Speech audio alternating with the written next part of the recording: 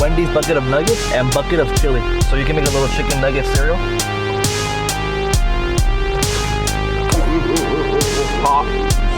The juiciness of the chili and the spicy chicken.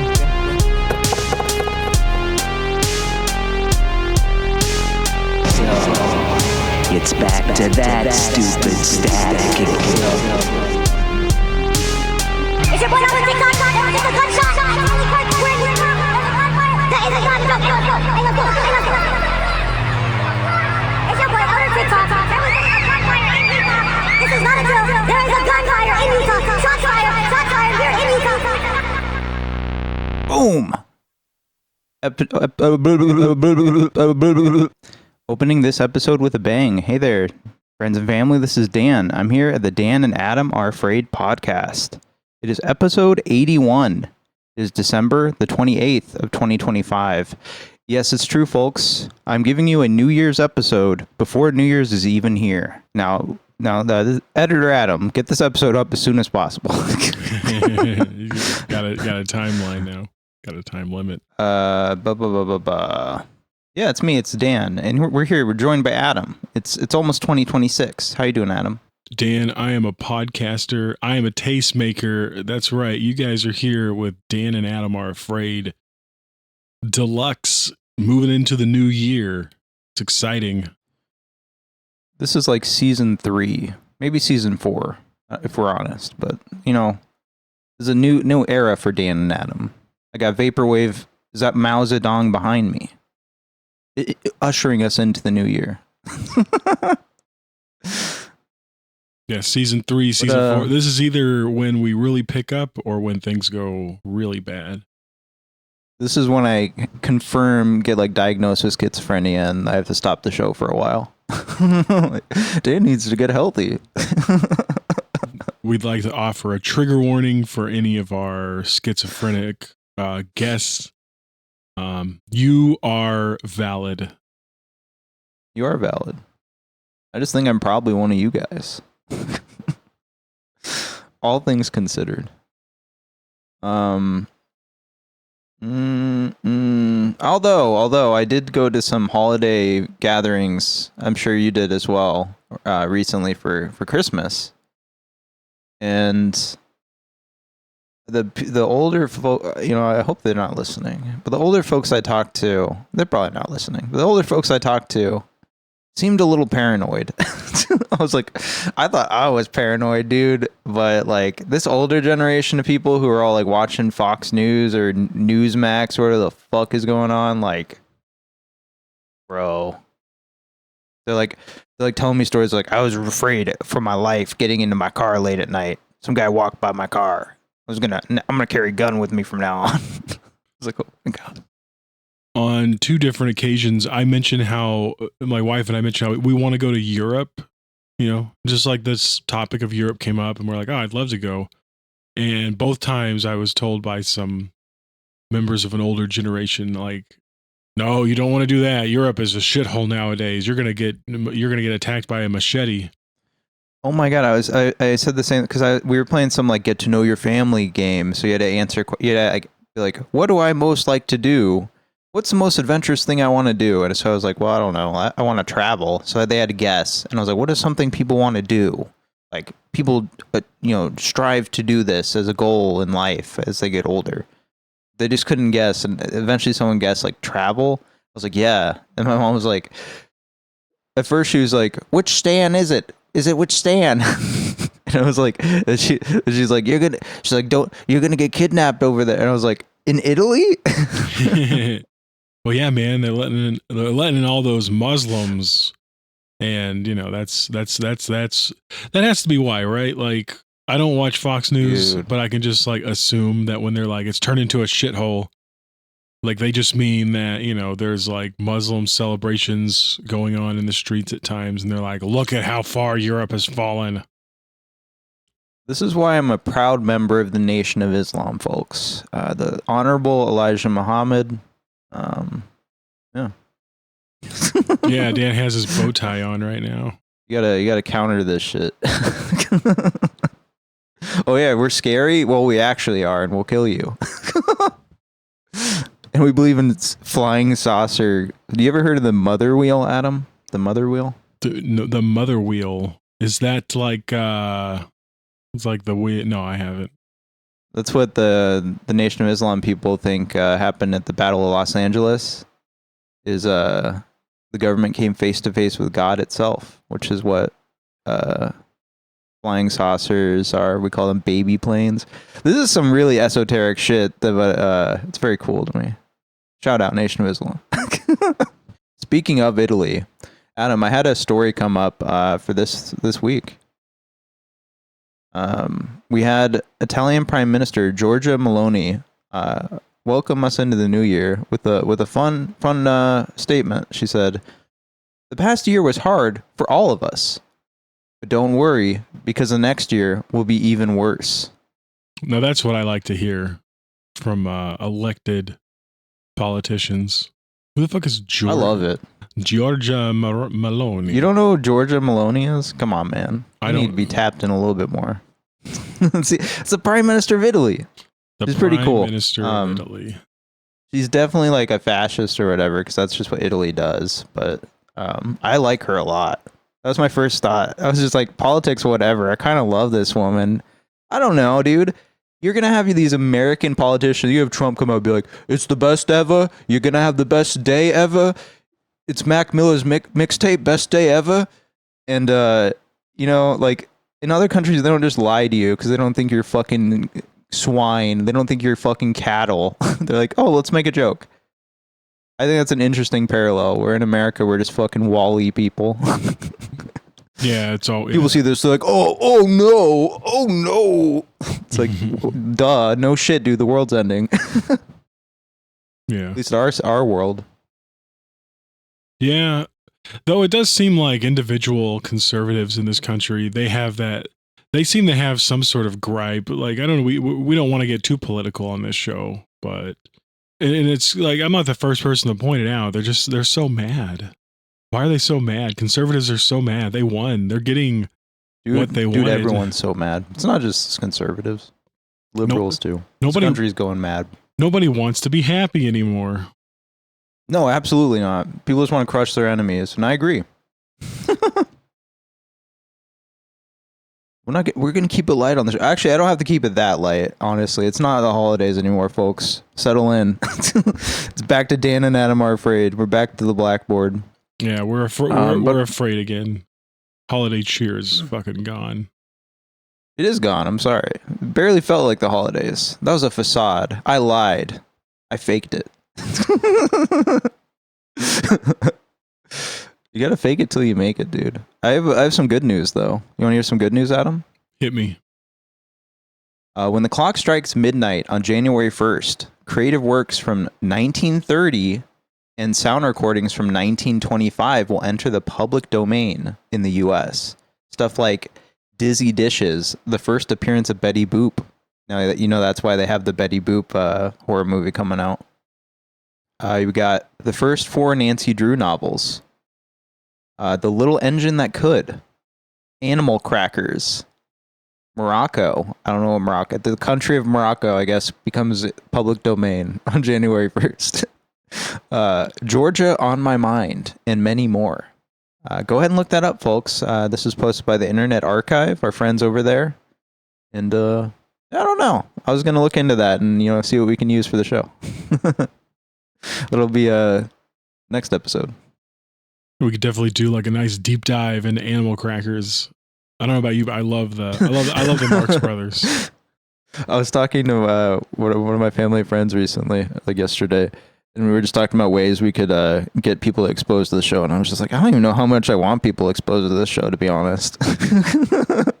But I was like, how could we get that Gen Alpha demographic? And I was like, well, my niece would just want me to talk about slime, which I'm willing to do. But you mentioned that my niece also, she wants to come on the podcast. Every time I see her, she's like, Adam, why aren't I not on your podcast?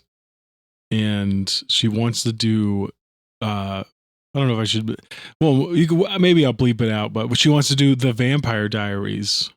that'd be fun. And I told her, yeah, totally. I mean, you gotta Just with the understanding that her friends can't actually listen to any other episode of the show. Yeah. She promises us to go viral if she's on there. So maybe It'll be our first non-explicit episode.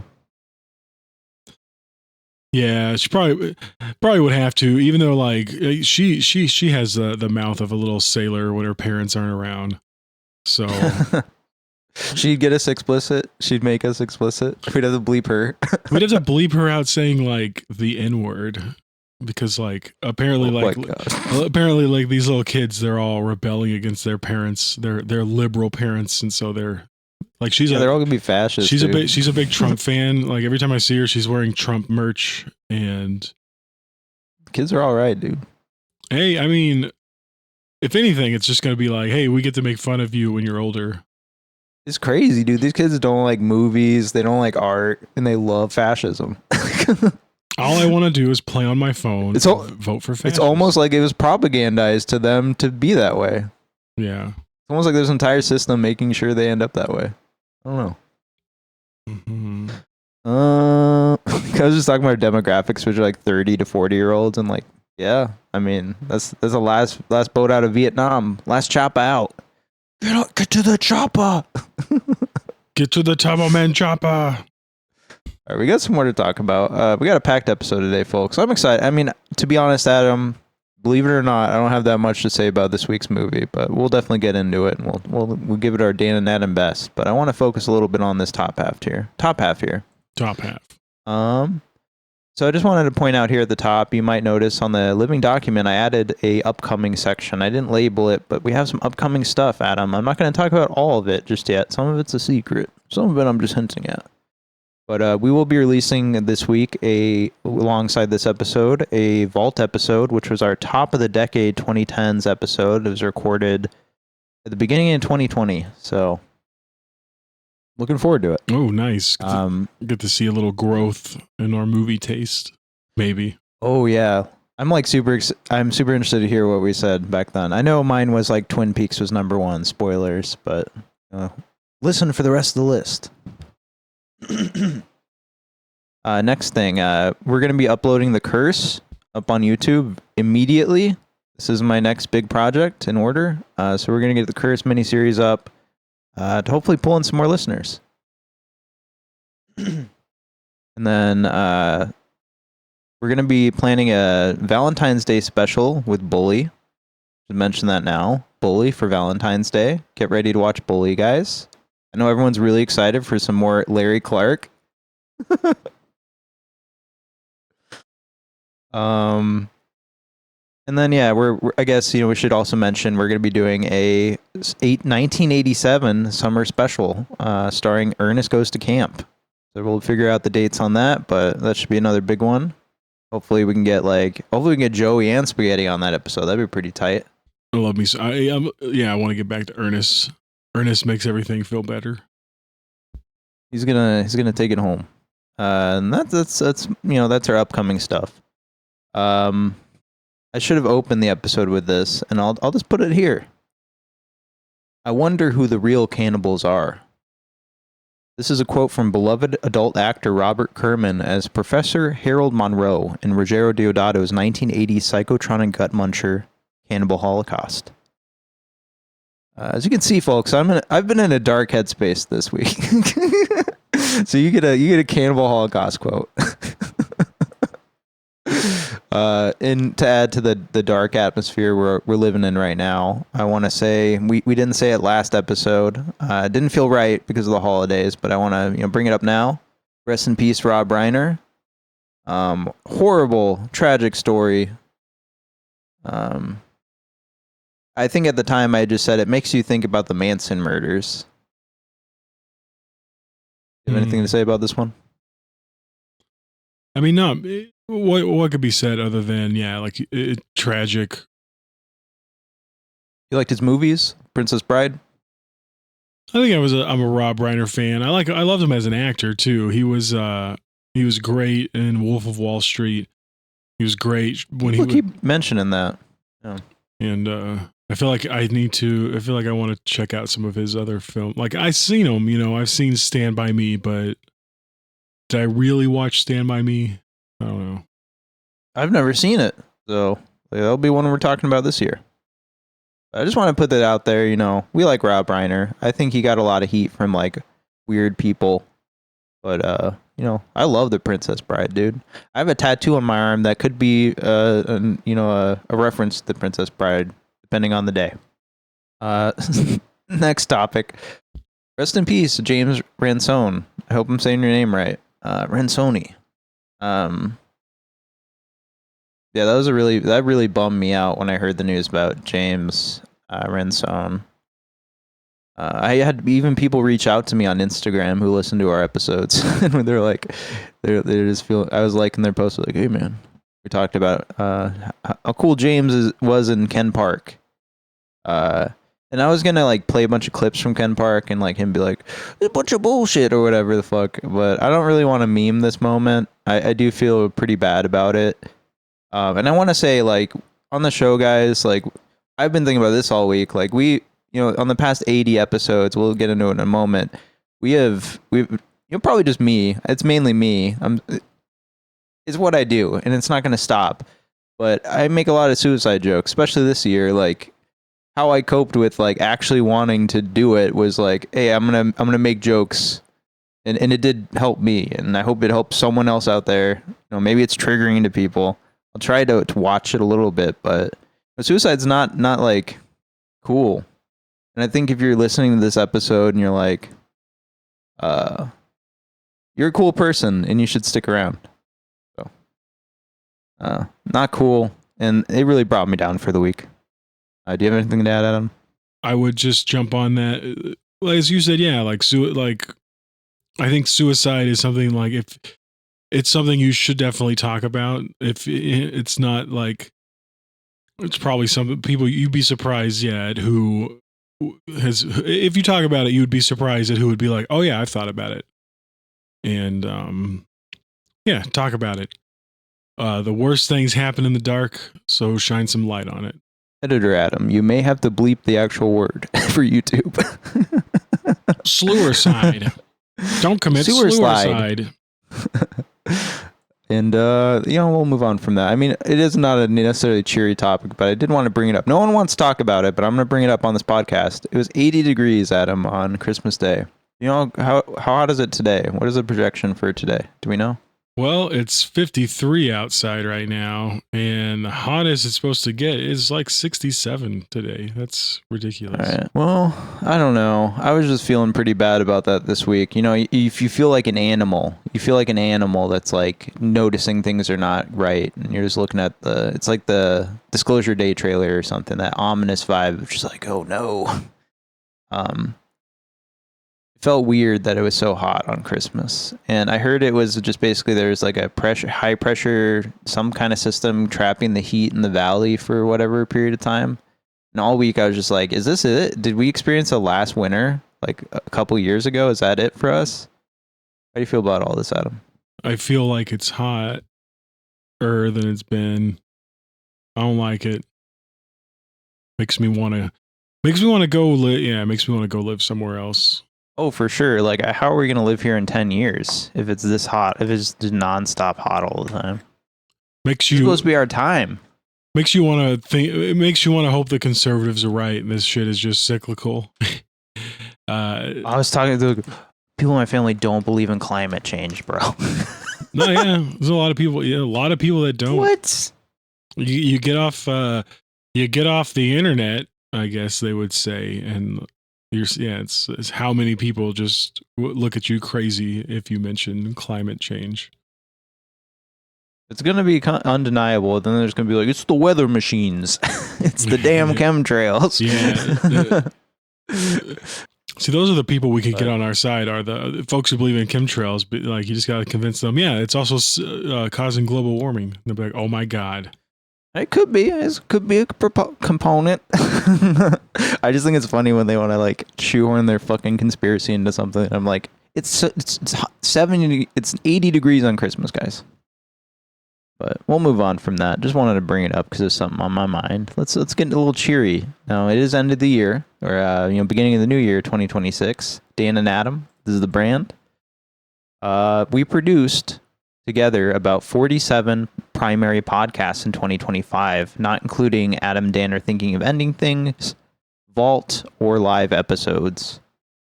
This was number 33, Under the Silver Lake, through number 80, 8 Crazy Nights. Adam, I wanted to ask you, what are a couple of your favorites? A couple of your favorite recordings we've done this year? Need to pull that up before. Editor's note, Adam, just look at this long. Remember, episode 33 through 80. Let's just start at the top. Like a baby invasion. Can we hear it for baby invasion, folks? We need like an applause sound drop so we can be like, ah. Did we ever talk about what happened to baby invasion on the podcast? Oh, yeah. No, it's been talked about. Okay. You don't want to bring that shame up again? Really, I would say, and like, it feels like the Beach Bum should be part of the baby invasion, like just because they both had MJ on it, and so I really like talking Beach Bum. But I mean, we did something very special this year. We recorded a podcast in my what do you call that? In my studio my studio class. And I have to say that will go down as like a nice little memory for me. I loved recording in like such a professional space with like the whole control room separated from us. Like all we literally had to do was show up, plug in, and then I felt like a real broadcaster on that day. Yeah, that was the most powerless I ever felt. I was just like, I have no say here. And you edited the episode. It was fun. But I felt powerless. I felt like Superman being just fucking decked out in a kryptonite blanket. And then I had someone just fucking like actively being like, he's making fun of me. And I was like, oh my God. That's what I do. But it was fun. Any other ones? Any other big ones you can think of? As far as like just the movie we watched, man, I'm really crossed up right now. As far as the movies we watched, I really liked the My Best Friend episode just because that was like a huge surprise to me. I didn't expect I just seeing it, okay, this is Yorgos' first movie coming out and it doesn't look anything like his other ones. It's a Greek comedy and it was just so delightful. Like that was definitely like the honorable mention of these episodes just because like I felt like I was watching something that I would not have watched that if not for this podcast. That's awesome. I loved My Best Friend as well. I like all the small movies we cover, like kind of turn a stone over that someone hasn't turned over in 20 years and we say, hey, it's pretty good. Check it out. Cause yeah, that was just a random one where it's like a Greek comedy. And yeah, I still think about My Best Friend. Now me personally, these are all my children. At the end of the day, I am the executive producer on every episode. And it's hard for me to pick between my children. We were discussing recently, I was listening to the Swimmer episode, and I was just like, dude, like we make art every week. These aren't as disposable as other podcasts. Like every week we put a little piece of ourselves into these, and we forget about them, and we listen to it again, and we got a little Horcrux in there, and we remember something that we haven't thought about in 3 years. But I mean, every episode is great. I love Red Rooms with Tyler. I love that one. I love any episode we did with Tyler. Climax was a big one for me. Gaspar Noé, getting introduced to his stuff. The episode we did with Diggum, I wish we could have Diggum on more often, but Mr. Lonely was great. And all the Harmony Korine stuff. Southland Tales, Trash Humpers. I still think we have the definitive Trash Humpers take. I think we are the first ones to really put a cohesive piece out about Trash Humpers, to be honest. Human Nature is a big one for me, episode 45, because I cry at the beginning of that one. It was immediately recorded after my cats passing, and I probably had just gotten her ashes at the time. I will still just burst into tears if I think about it too much, but I'm finally on the other side of it. That really affected this year. Like I was talking to people recently, and I was like, "This year flew by," and it's like, well, yeah, I was depressed, like really depressed all year. that can make you lose some time. Beach Bum, Flow, yep. I liked Adaptation, our one episode, Mr. Jason, who's going to come up later on this episode. I think I have a new name for him, the Honorable Mr. Jason. What else? Baby Invasion is sick, obviously. It's one of our big ones. Sleeper hit, man. I can't believe that didn't blow up. I guess not that many people give a shit, but Baby Invasion. I love our Vault episode on Zombie. I love introducing the Vault to everybody. And our Curse series. I think the Curse series is one of our best works. Alongside some other stuff you're going to hear about soon. And I'd be remiss if I did not mention Ken Park.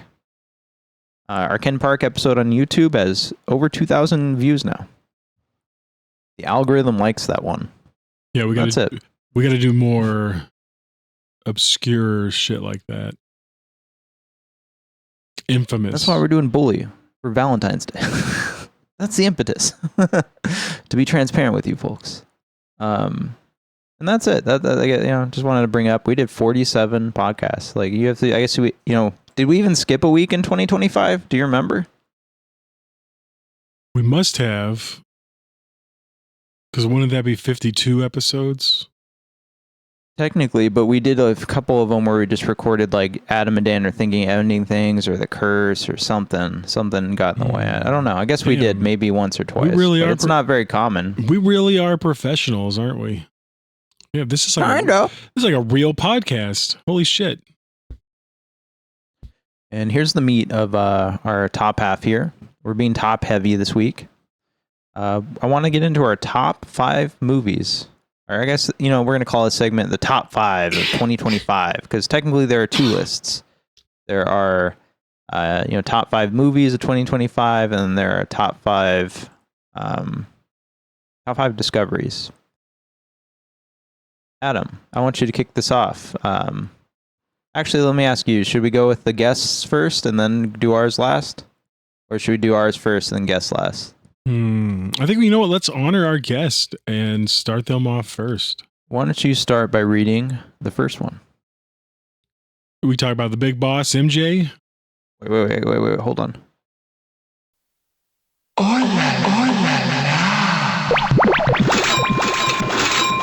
Yes, we are at. Coming in all the way from New York. Hey, it's me. I'm MJ. I'm in New York here. We got his top 5 movies, not necessarily in any order, and I'm going to read them from the bottom of the list, Dan. What about that? What are you going to do about that? We have Bring Her Back, which was, who was that? What were those guys' names? The cartoon Australian brothers.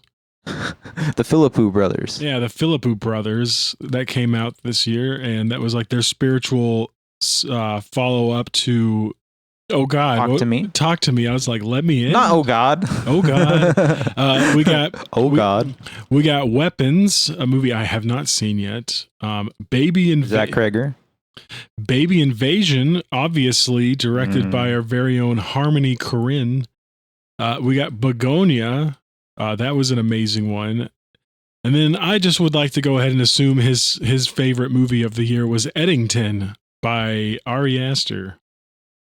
Yeah, that's a great list. Me and Adam are both excited for Bring Her Back. I was telling MJ recently we need to have him on for Weapons, because I did not like Weapons as much as he did, and I would love to revisit it and talk about it with someone who did. Obviously, Baby Invasion is sick, Begonia is sick, Eddington is sick. It's a great list, MJ. I'm proud of you. We really love you. Brought it. Yes, the big boss himself. And then he has this. Is this a top 5 discovery? The more things change. What's that? That's his top 5 discoveries list, dog. The more shit changes, the more it stays the same. War never changes. Also, I'm Ron Perlman. I'm assuming that's not a piece of. I'm assuming that's an adage that that he learned. It's just a phrase he's used. I don't think he had a top 5 discoveries list, dog. Well, I mean, if that's not some truth though, like you said, war never changes, and yeah, the more shit changes, the more it kind of stays the same, right? Oh, it's hard to come up with the top 5 discoveries list, folks. I didn't have mine in stone until this morning. Most of these people did not. I didn't request that of them. MJ was nice enough to at least reference it. I mean, spoiler alert, most of my top 5 discoveries are TV shows. So there you go. I included a TV show. So good. I'll start the next one. Thank you, MJ. Thank you for contributing, and hopefully we have MJ on the show sooner rather than later. Now, next one is our brother Tyler, Warboy. Warboys will ride again, folks. As soon as we figure out some technical things. I don't know. This guy's always busy. He's a real worker. He's a union man out here. Top 5 movies from our brother Tyler. First up, I have. I guess, I'll start from the bottom. That's fun. We'll do 28 Years Later. He says, I think a lot of hate of this movie comes from American audiences who wanted another 28 Days Later rehashing. As I've heard good explanations from British YouTubers, I like this movie even more than the first time I saw it. Adam, you've seen 28 Years Later? yes, I have, Dan. And I know you want to talk about it, right? yeah, I guess I can talk about it now. Spoilers. I really like his point about a lot of the criticism I saw too, where it was a lot of comparison to 28 Days Later. And I mean, yeah, I thought this movie was amazing. It was amazingly shot. It looked beautiful, sounded beautiful. The soundtrack was awesome. Great acting all around from it. And like, I don't know. I don't get the people who are like, it didn't scare me. I guess I'm just not numb to that shit because it scared the fuck out of me. So, and it disturbed me. You haven't seen it yet, have you, Dan? No, not yet. Okay, so yeah. No spoilers. Looking forward to it. So is my lovely girlfriend. Next up, we got Eddington. Decidedly a little bit low here on the list. Haters be damned. This movie was disliked by people who just didn't get it, or turned off by the big tonal shift near the end. I was heavily invested during the whole movie. The ending chase is so good. Yeah, I love Eddington. I just think back to reading the script and being really obsessed with it for like a month. Yeah. We'll get into it. We'll talk more about Eddington. Next up is Bring Her Back. Another person putting Bring Her Back on the list. It makes me more excited for this every time I see it. He says, a classic grief-driven horror film that didn't feel like an overdone version of other similar films. A huge step up from Talk to Me, its spiritual predecessor, which is saying a lot since I like that one a lot too, which we did as well. So I'm just excited to check out Bring Her Back. Next up on Tyler's list, we have Weapons. An ambitious multi-part storyline that doesn't feel too complicated. The plot felt exciting until the end, and the feelings of a town being torn apart by a tragic event felt real. Adam hasn't seen Weapons yet. I have seen Weapons, so one we're going to talk about. And then top of his list, Tyler has Begonia. He says, this one was equal parts fun and emotionally draining. Yorgos did a great job taking a movie from the early 2000s and making it very relevant to modern times. Jesse Plemons is severely underrated. And I have to agree with you, Tyler. I think Jesse Plemons is one of the best working actors out there. R.I.P. Ryan Gosling. I found a new white boy. You can only have one at a time, so you're right. I was going to say, it's not Timothy Chalamet as much as I want to like him. I suddenly remembered my Chalamet. Marshall. And that's our list from Tyler. I think it's a great list, Tyler. You know, for me, the things that stick out because it's not stuff on my list is 28 years later, Bring Her Back, and Weapons. I want to talk about these, and I want to come around on these. I haven't seen Bring Her Back. I'm probably gonna love it, but mainly I'm just talking about Weapons. No one battle after another so far, Adam. I guess no one saw it or gave a shit so far. Do you have anything to add about your brother Tyler's list before we move on? It's a strong list. Actually, honorable mentions. We should mention that. Oh, yeah. We got Tyler mentioned Friendship and Eternity. I don't even know what Eternity is, but I do know what Friendship is, and I thought that was an excellent one. Eternity is the one with Miles Teller and Elizabeth Olsen. They'll come for me. Elizabeth, they'll come for me, Olsen. And it's like a movie that takes place in the afterlife, and you have to choose someone to pair up with for all of eternity. And he said it was really emotional. Like there's lots of laughing and crying. And I like hearing that stuff from Tyler, because one thing I like about Tyler is that he's not insane like us. So like I like getting like a normal person's view on movies that come out. I'm like, oh, you know, I wasn't gonna watch that for a while probably, but now it's hopped up my list because I'm like, hey, someone actually recommended it. It's like that Song Sung Blue movie that comes out where I'm like, I'm not gonna see that, but if Tyler came out and said it was good, I would be like, well, maybe I'll check it out. That said, he did have Begonia on his list, so he's a little bit crazy. There's a lot of Begonia on today's list, people. Just gonna get that out there.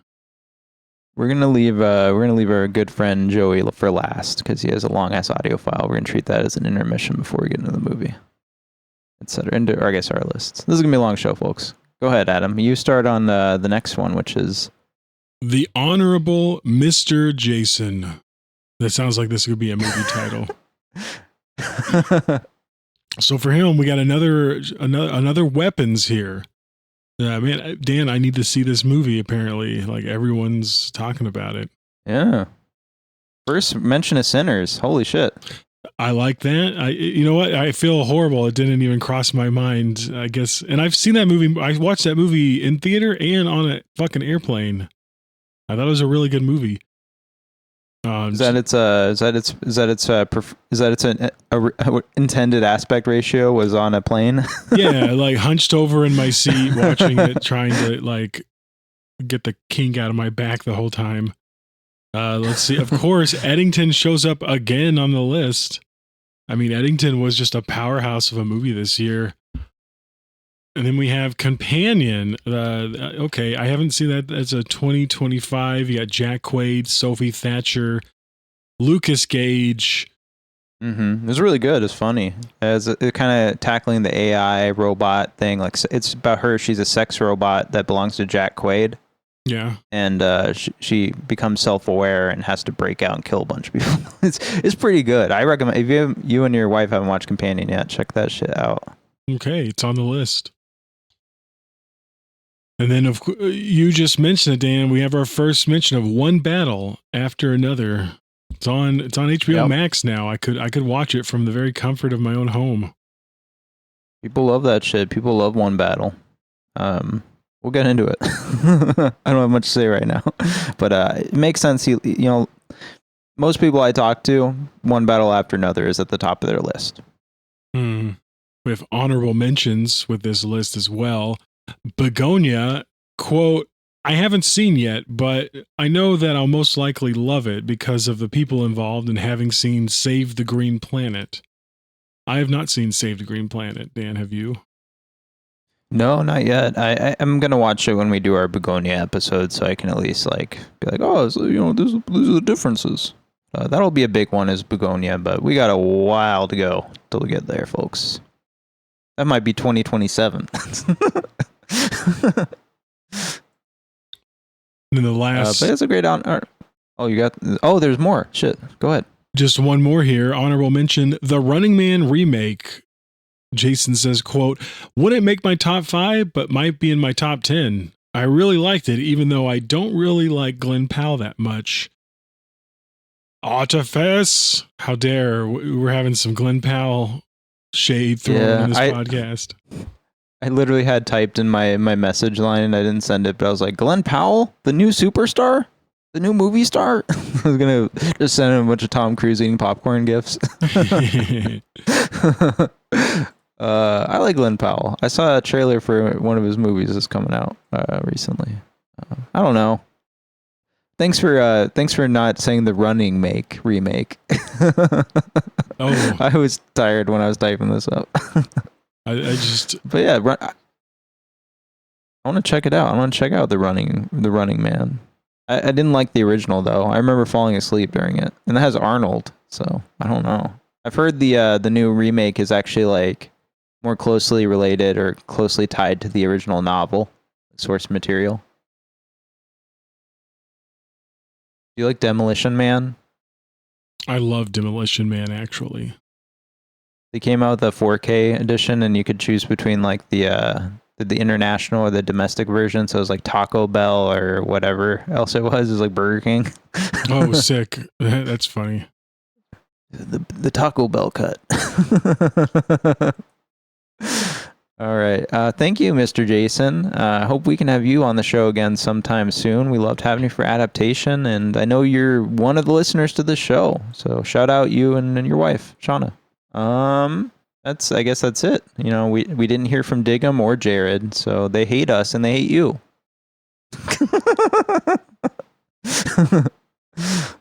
Adam, you should have gotten Jared on the fucking. You should have got him on wax this week. Got him on wax. Yeah, that's my bad.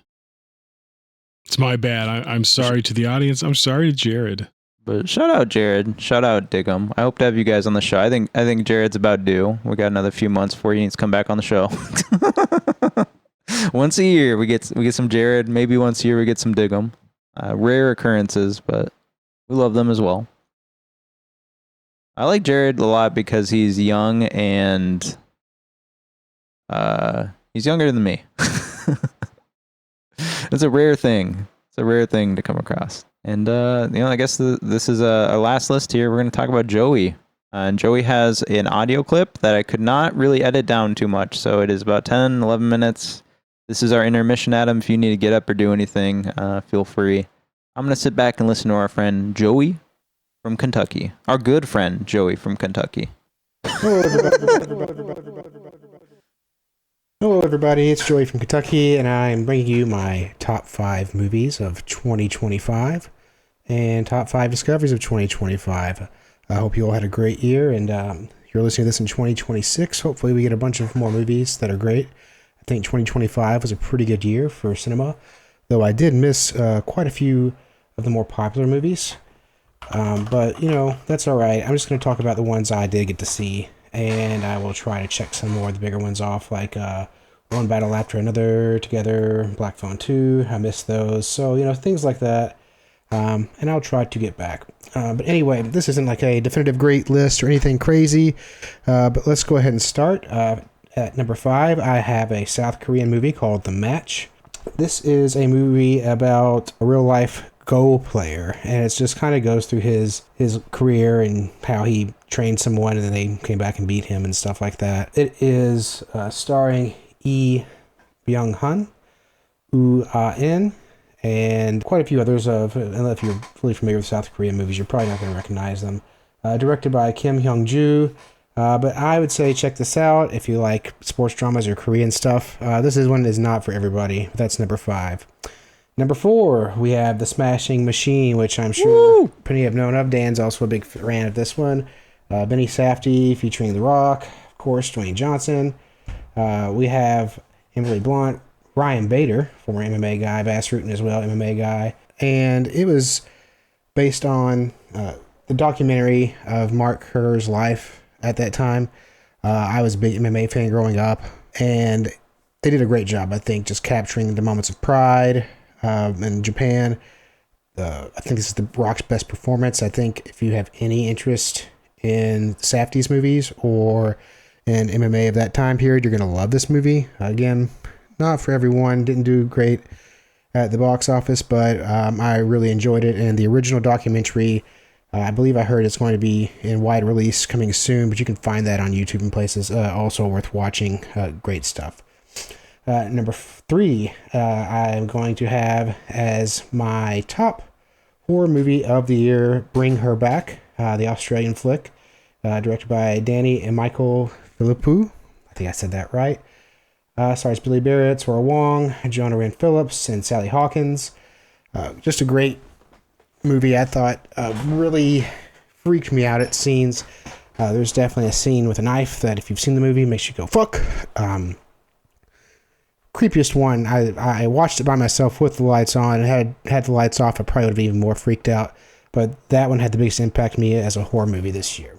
Number 2, it's going to be kind of a mainstream one, very mainstream one, and that is Superman. It was a pretty good theater experience, I thought. I went on opening night, and my theater was almost full, which normally when I go see a movie, because it is usually a horror movie or something else, I have 2 or 3 other people in there with me. So it was a good experience. It surpassed my expectations. When I saw the initial trailer, I really wanted to see it, and I hate superhero movies for the most part. I could give a shit less about Marvel or DC or anything. Unless it's a Batman movie, then I'm a little more inclined. But this Superman movie was fantastic, and I look forward to more in that series. And then number 1 movie of the year, Eddington. Controversial for a lot. I loved seeing the reactions of this. Some people really got mad at this movie, and it didn't really matter what side of the political spectrum you are or were on, you got made fun of. And I thought it was hilarious. I thought it was great. It's just sad this movie's got buried and people didn't like it. It's still number 1 for me. I'm going to guess it's number 1 for Dan too. If not, it's probably made pretty close. But I was just vibrating when I came out of that movie theater, man. It was so good. It might be too soon for some people with all the crazy COVID stuff, but I don't know. I just thought it was brilliant.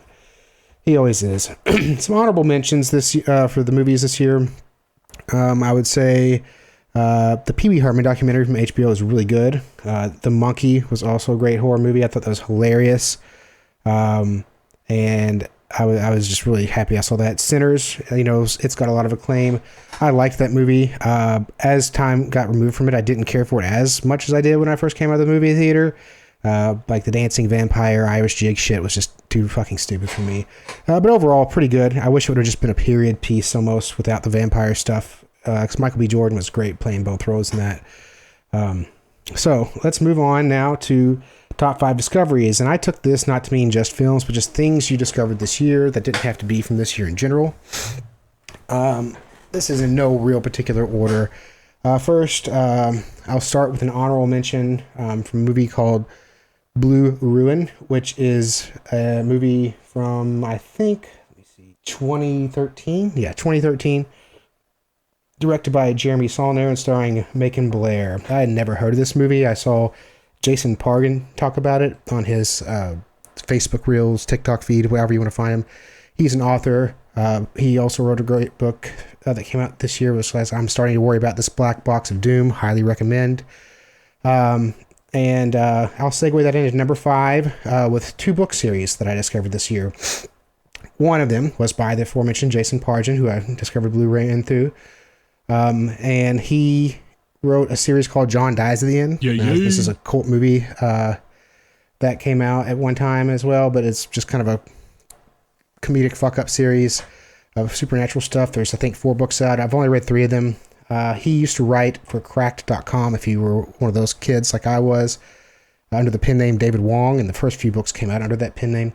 But great stuff, funny stuff, not for everybody. Pretty immature humor, but worth listening to or reading. I read them, but I'm sure the audiobooks are fine too.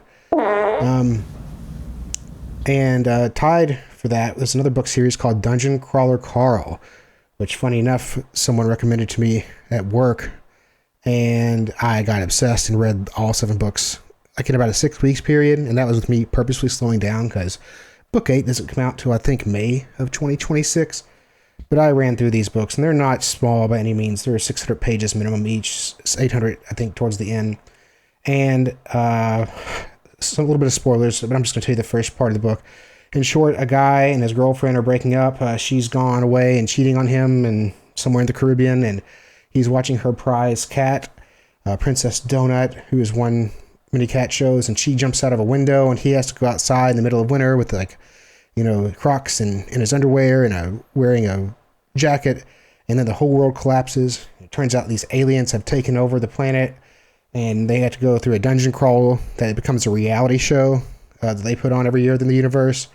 And so it's this reality dungeon crawl and they go through the levels, and Princess Donut becomes sentient very early. That's not really a big spoiler, but it's just hilarious. I've never read anything like this. It's called like the lit RPG genre. Just fantastic. Dungeon Crawler Carl. It's going to be a TV series sometime soon.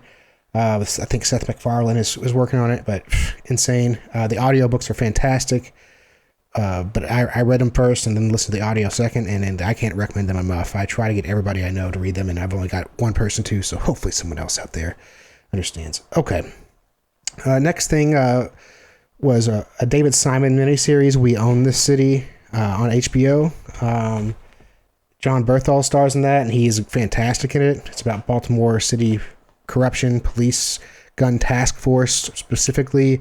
And it's told through about 6 episodes, and it's like interviewing them as they're, getting ready to go to jail and jumping back and forth in timelines. But it's very good. Best I've seen from Bernthal ever. But just highly recommend, especially if you like any of David Simon's work.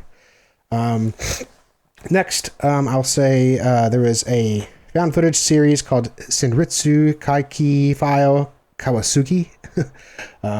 Something like that. And that translates roughly to terrifying supernatural case files or chilling horror files. And it's by Koji Shiraishi, who I'm a big fan of. He was the guy behind No Roi, The Curse, Occult, Sadako vs. Sayako, or whatever the fuck that movie was that was kind of popular. Record of Sweet Murder. He's done a lot. And this is a 7-film series originally. There's a few more films that come out, and they're really quick, but they pretty much, it's this crew that's investigating supernatural stuff. The CGI is really bad in it. Becomes a charming part, though, towards the end. And it's 7 films, but they're all like relatively 80 minutes long, and they're pretty quick. It's found footage stuff, but it's very hilarious, and it snowballs. You can find these on YouTube. I think Shira Club is probably the best place to watch it with the best translations. Turns out the ones I watched, the translations weren't great, but that didn't really take away from it. But if you liked Occult or No Roi, definitely got to watch this, I think. Next one, it's a video game. I've heard of this, but Arc Raiders was fantastic. I'm obsessed with it. If you like extraction shooters or PvP for C stuff, just go watch a video if it's worth to buy. If you like anything like that, try it. I'm sure you've heard of it. Arc Raiders, love it. And lastly, I'm going to say my top 5 discoveries are the films of Lee Chang-dong, the South Korean filmmaker.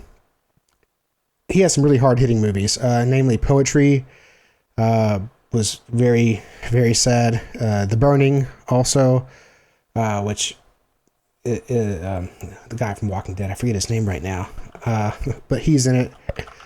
And then, of course, there's another movie of his called Secret Sunshine, which is very popular. But all these are very sad movies. I would say Poetry is probably the most sad. I think my review of that on Letterboxd just was the word pain. But he's fantastic. I would highly recommend him. And if you want to go a little deeper into some South Korean stuff that's slice of life or just weird or just camera sitting there, Hong Sang-soo's movies, those are kind of weird as well. But Lee Chang-dong, I highly recommend checking all this stuff out. I think Vinegar Syndrome even put out like a 4-disc set of some of the stuff. But I'd probably start with The Burning. That's probably the easiest one to choke down.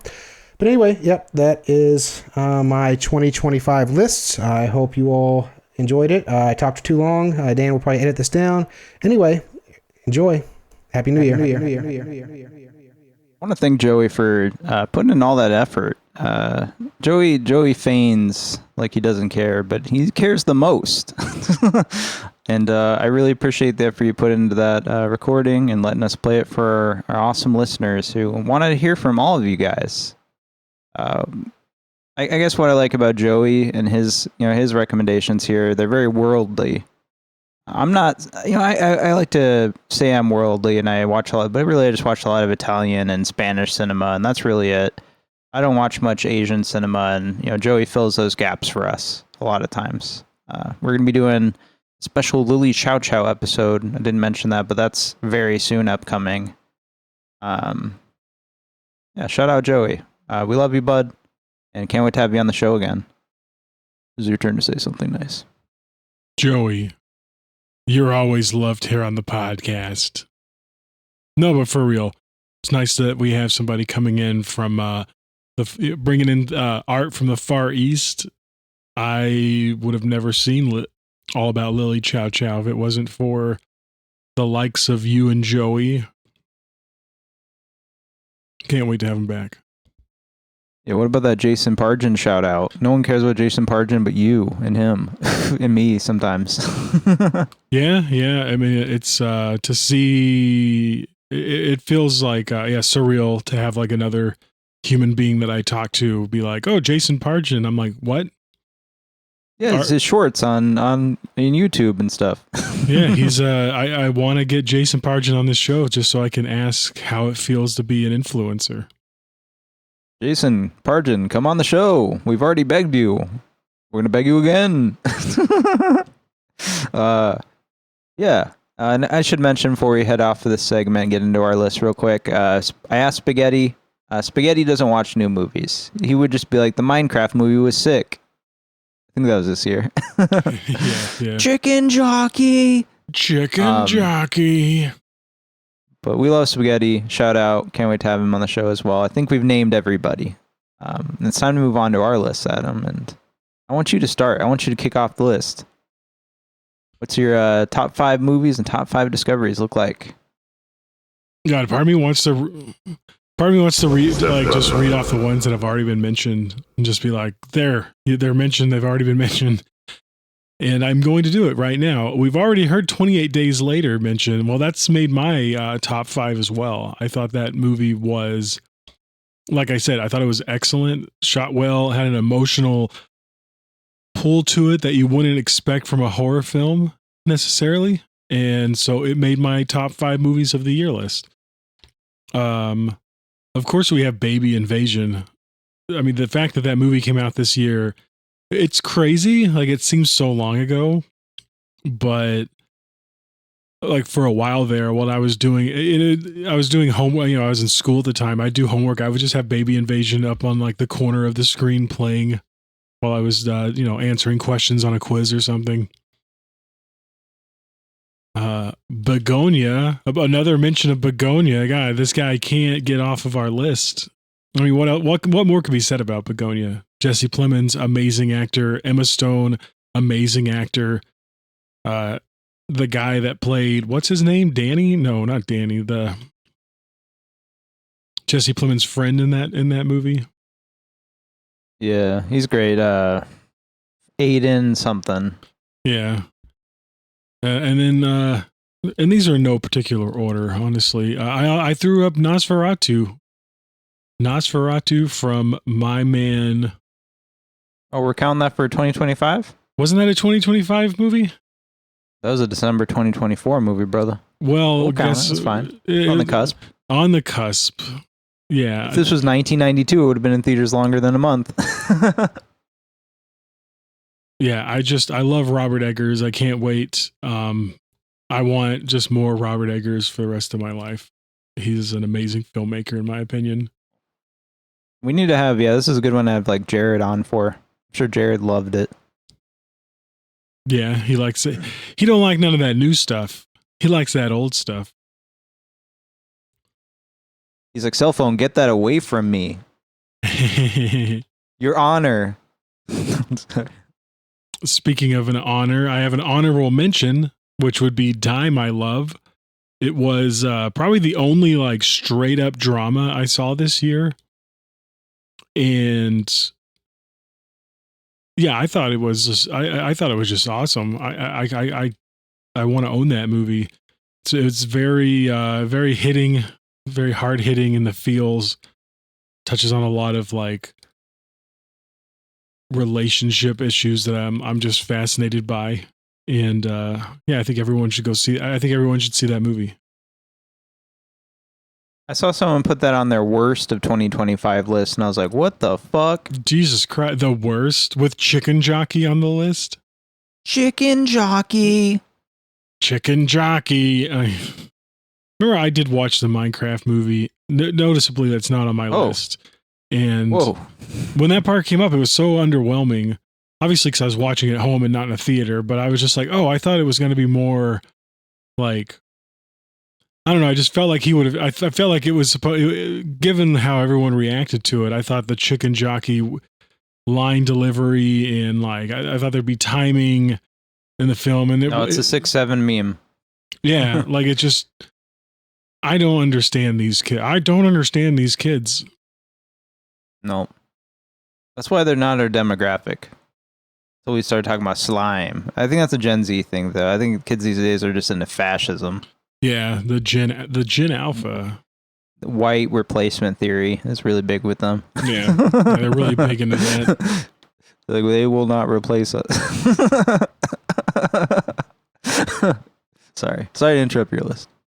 Well, yeah, I guess I have my top 5 discoveries now. And I was late to the game on 2 television shows that I got caught up to this year. The first one I'm going to mention is The Last of Us, starring Pedro Pascal and Bella Ramsey. And I mean, Pedro Pascal is the man. I know that he got hated on a lot this year because he was just in so much.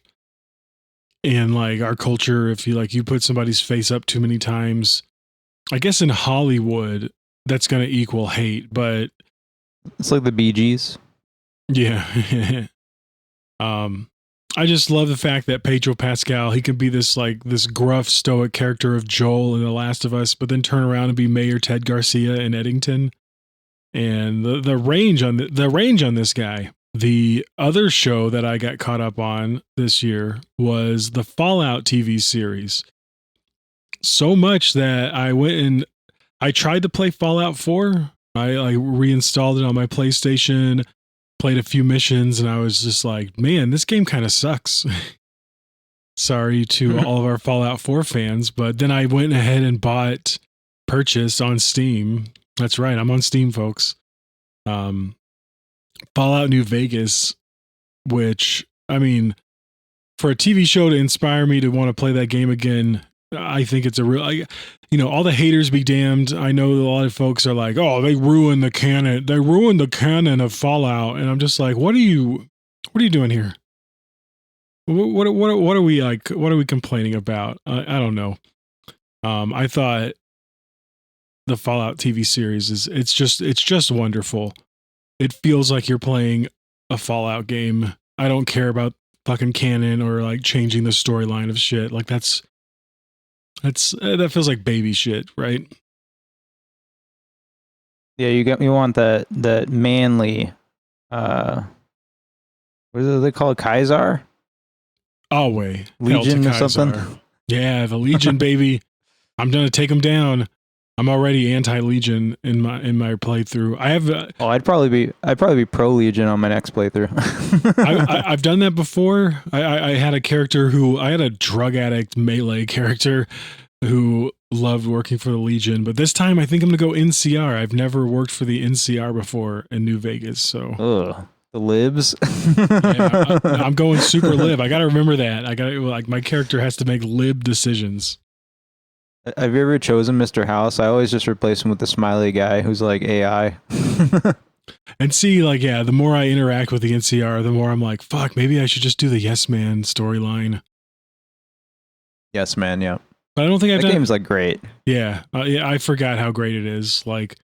Even with the old graphics, the kind of clunky gameplay, it's not an exciting game to play in the sense of all the action. All the action is very simple and very kind of maybe it was exciting at the time, but yeah, I feel this time I find myself reading a lot more. I'm reading every terminal I can find.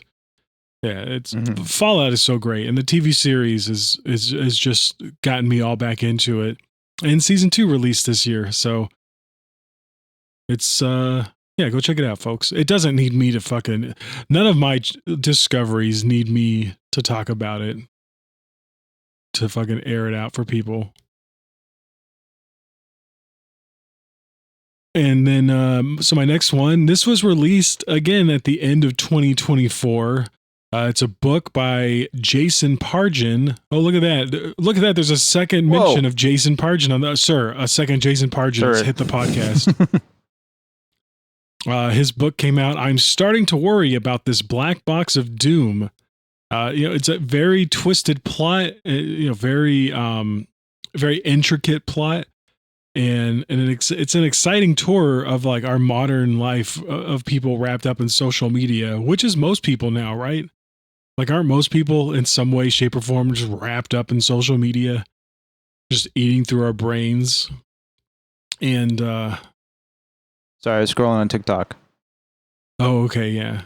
I got Twitter open on a smaller window on my computer. Always. I'm just scrolling this whole time. Yeah. Scroll.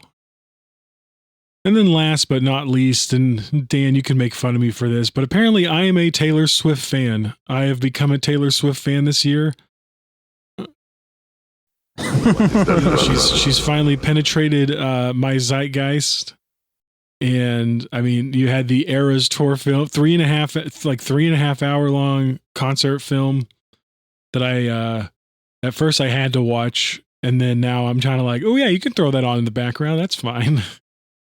And there's also the behind the scenes miniseries that just came out on Disney Plus, and it is it's a lot of propaganda. I know we watched some of the behind the scenes of David Lynch on The Return, and ever since then, when I watch anything that's like quote unquote behind the scenes and it doesn't include a lot of cussing and a lot of bitching about like the production, I'm like, this isn't real. Who gives a fucking shit?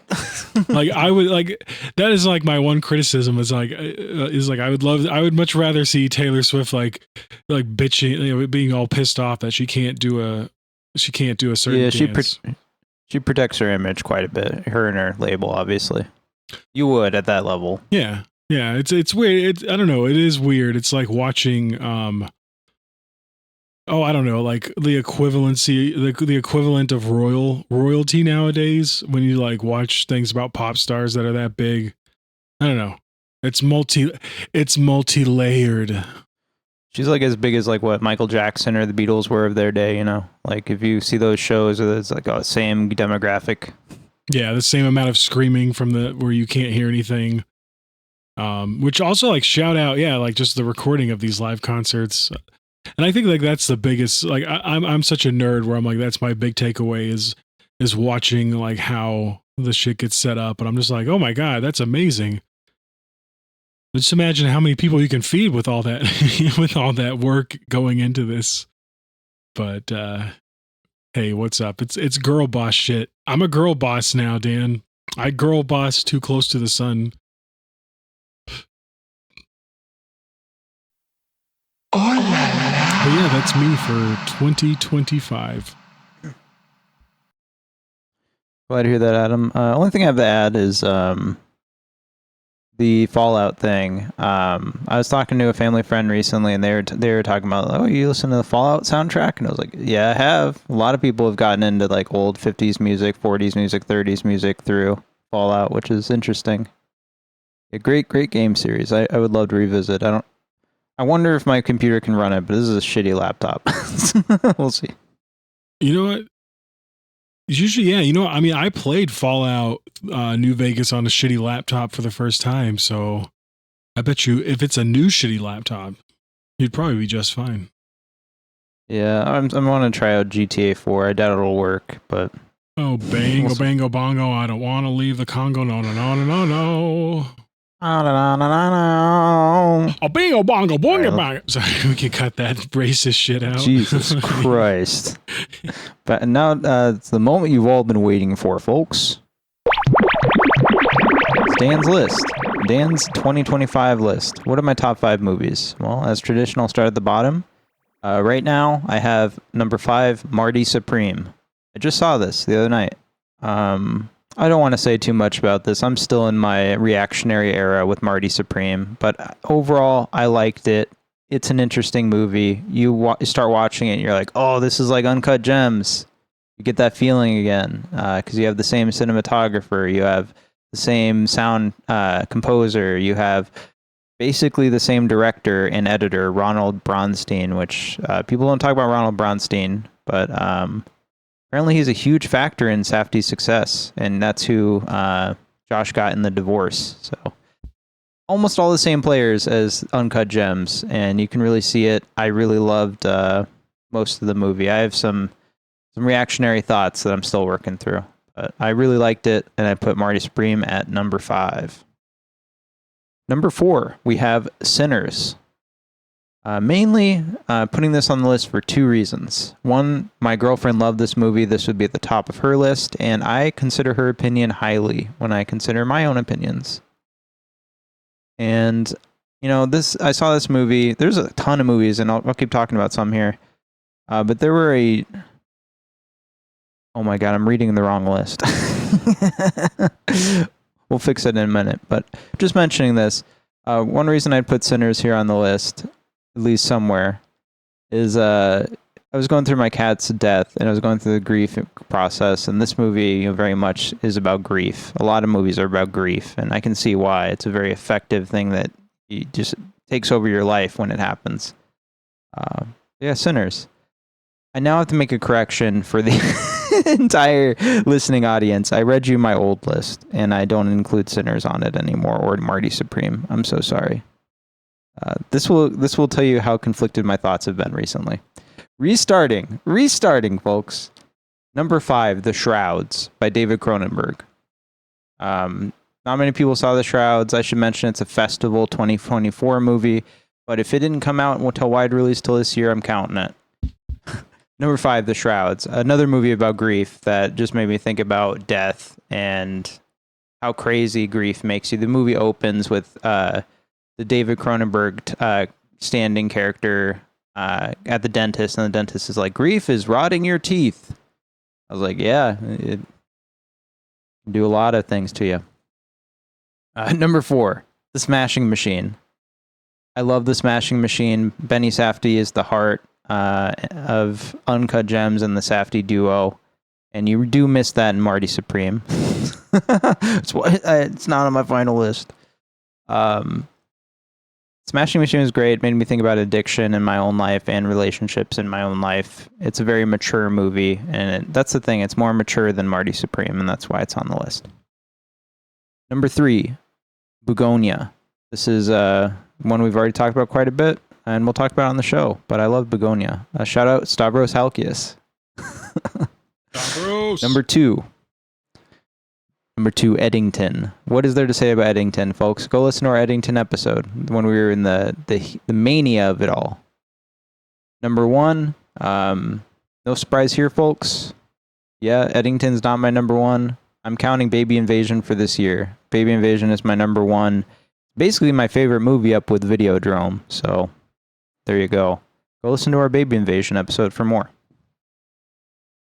Now we got some bespoke or heavenly recommendations. I'm going to throw here on the side. So just up top, I'll throw Sinners number 1. Sorry, my girlfriend. This should have been on the list, but I'm throwing it at the top of the heavenly recommendations, and I kind of threw it on the list in a way.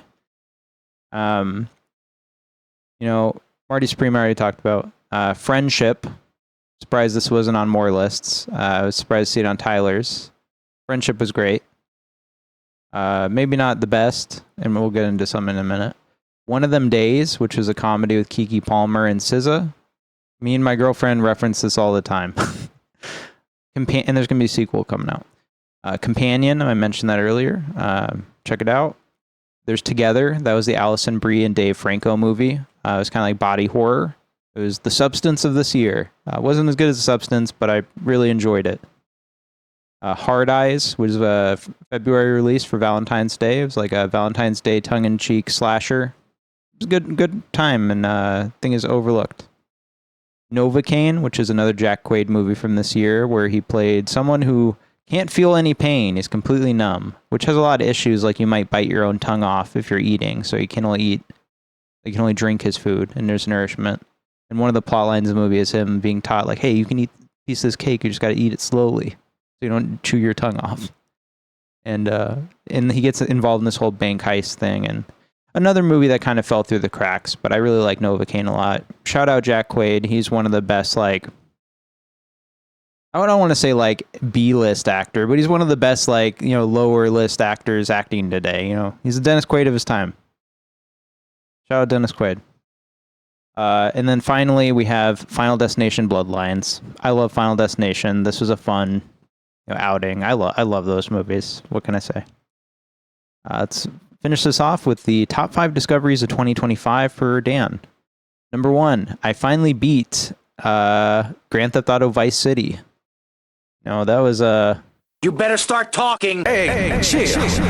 I want what you I want, fucking brother. love Vice City. Soon any mom and pop will think they can sell Gallo in Vice City.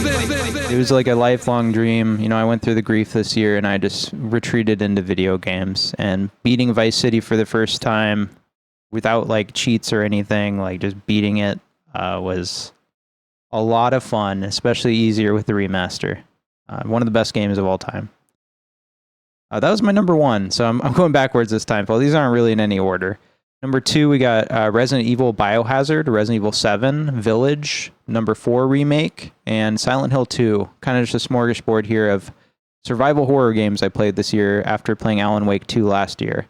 And I played all these Resident Evil games, and I was like, holy shit, Alan Wake stole all of this. Resident Evil's great. I'm still trying to beat the original Resident Evil, and I just started Dino Crisis. I love this old survival. You were talking about like old graphics on Fallout, but like Dino Crisis is like fucking, what do they call that? Like, you just walk in a straight line. Oh yeah, yeah. It's called something movement, but it's fucking insane. And yeah, it's just as fun. It doesn't matter if the graphics aren't great. Number 3, The Chair Company. I fucking love The Chair Company. Adam, you haven't finished this fucking show yet, right? No, I haven't. Get the fuck on it, dude. Chair Company's great. Loved it. Check it out. I'll just say it's Tim Robinson's best project easily, and I'm really excited for season 2. Number 4, Kill Bill, The Whole Bloody Affair. I went and saw Kill Bill, The Whole Bloody Affair in theaters. Tarantino finally released it, along with that cringe Fortnite tie-in, but my socks were blown off, man. I've never seen Kill Bill in its entirety. I'd never seen Kill Bill Part 2. I know we had saw the first one together at some point, but I just never remembered it, and I was like, it was fine.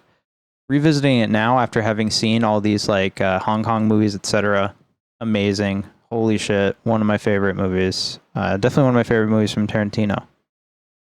Number 5, we got Rap World. So that's the Rap World. This was made by Connor O'Malley, Jack, something, the other guy. Bunch of people who are really cool. Rap World was amazing. If you have not seen Rap World, it's free and it's on YouTube. Watch it. It's less than an hour. Check out our episode in Rap World. And that is it, folks. That is the end of the year shebang. Shebang-a-lang. Now we get into what we do here. You better start Adam. talking. We watched a movie this week. Yeah, we watched The Dreamers. Coming soon to a theater near you.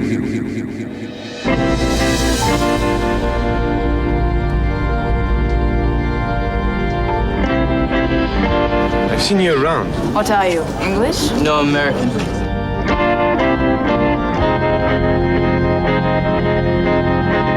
How come you chained to the gates? I'm not chained to the gates.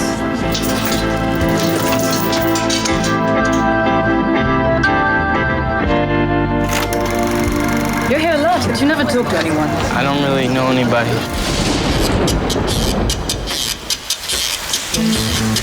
We thought you might like to move your things here.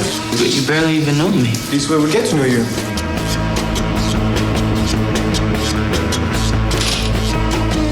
Up. What are you waiting for? So red and ripe and luscious. You two are like two halves of the same person. Why are you two looking at me like that? There's something I have been meaning to do for a long time, but we've been waiting for the right person to do it with. This is a test. Are you going to pass it or fail it? You two are twins? Yes? You won't grow like this, not as long as you keep clinging to each other the way that you do. Go away! Isabelle! you like to go out on a date with me? Isabelle, you don't need his permission. I wish you could step out of yourselves and just look. Are you ready to give us a proof of your love?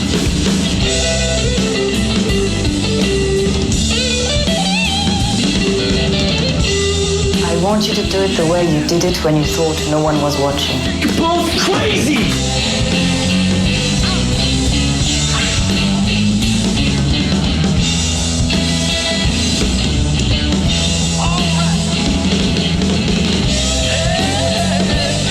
Why don't you just a tiny bit excited?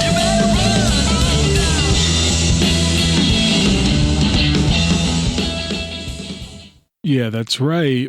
We watched The Dreamers from 2003. Tagline for this movie is in 1968 Paris.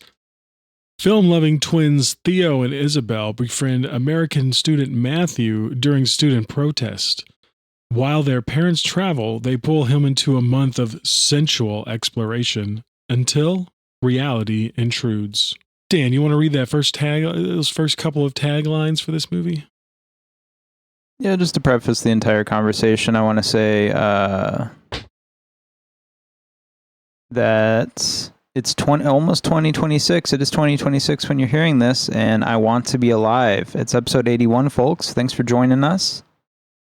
Dan and Adam are going to get sexy and hedonistic in 2026. That's something I put down before I watched the movie. Yeah, I'll read some taglines here. Bertolucci returns to politics and sex. No sin remains a secret. From the director of The Last Tango in Paris and Stealing Beauty. A new film by director Bernardo Bertolucci. Yes, Adam, this was directed by Bernardo Bertolucci. Let's start with our Bernardo Bertolucci history. Adam, have you seen any of his movies? Are you aware of who he is? I'm aware of who he is, but no, I've never seen, what is that, Last Tango in Paris? That's like the big one that folks talk about. Last Temptation in Paris? Oh, he directed The Conformist? Holy shit. The Conformist is amazing, and it's shot by Vittorio Storaro, who also shot like fucking Bird with the Crystal Plumage, The Fifth Chord. Holy shit. I'm vaguely aware of who he is. I also haven't seen, his big one, Last Tango in Paris, which is his Marlon Brando sex film, which got really big in the 70s when people were still feeling themselves. So this is your introduction. Yeah. This is how I get to know this man, and couldn't have started with a better film, in my opinion. This is written by Gilbert Adair. He's also the author of the original 1988 novel called The Holy Innocents. You do any reading at all on our boy? Just I read like a bit about the book itself, which seems to like follow pretty closely to this. Obviously the same guy. The guy wrote it. He wrote the movie. He stayed pretty faithful to his book. He was a Scottish novelist. He was born in 1944, passed away in 2011. He was critically most famous for the fiendish translation of George Peric's postmodern novel Avoid, but most widely known for films adapted from his novels, including Love and Death on Long Island, a 1997 movie, and The Dreamers from 2003. I did not look into any of it, so you're saying it followed it closely. I believe you. I assume he was like what, screenwriter too? Yeah. And then we have cinematography from Fabio Sanchetti. Now, I didn't do as much research as I usually should, but he didn't do much according to fucking Wikipedia. Although he said he's contributed to 70 films. Let's look this up. Jesus Christ. Go ahead and go on to the next one actually, no, don't go on to the next one because we probably don't have anything for that one either. And we put a lot of effort into the top half this week, folks. So cinematography, Fabio Sanchetti. He worked on The Dreamers, Things I recognize are nothing. Just a bunch of Italians? I don't even know what these are. French stuff? I have not seen any of these, so shout out. What do you think about the cinematography in this movie, Adam? Big fan. I thought this film was beautiful. Like, I thought it looked great. I don't know if it'd be more the editor who was involved in what some of the things that I've picked up more on, which would be like the black and white films being interspersed throughout. Yeah, we'll talk about that too, because there's no traditional composer on this movie either. So I would assume we put the music to the editor. I could be wrong. The one thing I would mention, if you scroll down to trivia about the cinematography and the coloring or whatever on this movie, he's green for an amazing reason. Everything in this movie has a green filter over it. That's one thing I noticed. Shout out Dan Henschel. I just love that meme. Edited by Jacopo Quadri. Do you know anything about Jacopo? Nothing specific, because I believe this was an Italian, a French, and an English production, and so a lot of these people, like, I don't like but he's been working like 1992 all the way to 2025, so he's still working as an editor. Still alive, born in 1964, career spanned over 30 years. But when I look at his like selected filmography, I'm like, oh, I haven't heard of any of these. And when you click on them, like the Bird Watchers, for example, well, that's the English title of it, but its Italian title is La Terra deg. I'm not even going to try and ruin that, but yeah, these are... It's good editing, like we said. It's interesting, right? Like having all the old footage. That's like probably one of the big positives of this movie is all the old footage interspliced, especially when they're doing the museum Louvre scene. Yeah. And that's him. Shout out, Jacopo. I don't know any of your movies, but you're talented. Again, no traditional composer. It was produced by Jeremy Thomas. It's a name that pops up at the very beginning of the movie. Filmed by Jeremy Thomas. He is a British film producer, founder and chairman of Recorded Picture Company. We'll talk about that in a moment, I believe. But yeah, he's involved with a lot of shit. Off the top of my head, just looking at his list, Mad Dog Morgan, 1976, who's producer. Last Emperor, 1987. Naked Lunch, 1991, the David Cronenberg movie. Adaptation of the William Burroughs novel. We need to talk about that one. Holy shit. He produced Crash, the 1996 sex movie from David Cronenberg. Holy shit. Sexy Beast 2000, he was one of the producers. We didn't mention that at the time. Oh, nice. Yeah. Tideland 2005. Tideland, yeah. So he's done quite a bit. Only Lovers Left Alive. I think we're going to talk about... actually, I don't know if we're going to talk about Jim Jarmusch, but I'm not a big fan of Jim Jarmusch. Sorry. I don't know why that came up this week, but I thought about that. I'm going to keep saying as many times as I can. Jeremy Thomas, shout out. This was shot on 16mm, 35mm Kodak film via Panavision cameras and lenses. It was then struck to 16mm LPP Mylar and 35mm prints for distribution. I wanted to know what LPP Mylar is. It's a durable, low-fade color movie film print. So, made out of stable Mylar, polyester base. So just a type of film. Maybe cheaper. Shooting dates, it was shot around July 18, 2002, and we have some filming locations all around Paris, France, including the Louvre Museum, the Palais de Chalat, a monumental Art Deco palace in Paris built for 1937's World Fair on the Trocadero Hill, famous for its iconic views of the Eiffel Tower, across from the Seine, and home to several major museums. We also had Paris Descartes University. It was a French public university located in Paris. It was one of the inheritors of the historic University of Paris, which was split into 13 universities in 1970. I don't know. I don't know. Do we actually see the Cinémathèque in this movie? Is that a thing? I mean, ostensibly they're outside of it. I don't think we get a shot of it though. We do get like some theater scenes, but yeah, you don't know where that's shot. Aspect ratio, Adam. Go ahead and read me that aspect ratio so I don't get pissed off. this is 185.1 parenthetical phrase, like every other movie in existence, frowny face. And yeah, it seems like what we've been running into, right? Like review after review lately. Yeah, you can see him on my image. No, I'm just kidding. The fucking black bars there's I don't know. It's very strange to me. I never realized how common this one was, but it seems to be. We'll keep track, but it seems to be very common. Full frame almost, but very small black bars at the top and bottom.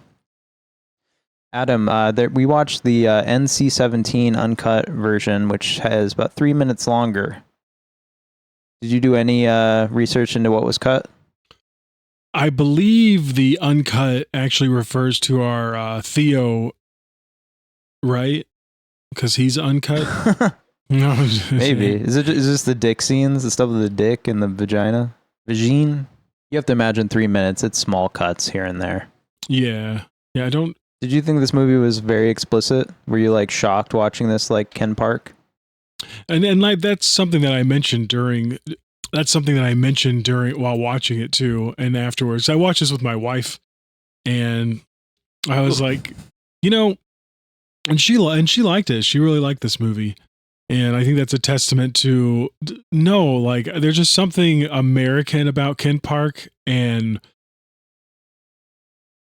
I don't know what the word I'm looking for is, but it was just a lot more, I don't know, I felt like Ken Park went further. It took it further. It's unrated too. Like, this is NC-17. Ken Park does not have a rating in it, and both of these movies famously didn't have distribution. Both of these movies have a masturbation scene, but I mean, no, like Ken Park is shocking when you first see it. You're like, what the fuck is happening? And this one was a lot. Because he's not turned around. Yeah. I mean, it didn't shock me. I guess I'm reading here too. Part of what, so in the NC-17 version, the shot of Theo kneeling in front of Marlene Dietrich masturbating is extended, and it's an extended scene in the NC-17. So that's what we have. We have a lot of little scenes that are actually just go on longer. Yeah, like I wonder if they have her like wiping the cum off of the Marlene Dietrich poster in the theatrical. So there's some cum imagery too, a little bit. I don't know. I would always watch the NC-17. Why would you watch the R-rated cut? And it wasn't that much longer. It's kind of like a Jingle All the Way situation. This is cookies. Production companies. Recorded Picture Company was one we mentioned earlier, who was ran by Jeremy Thomas. We got Fiction Cinematographica and Peninsula Films.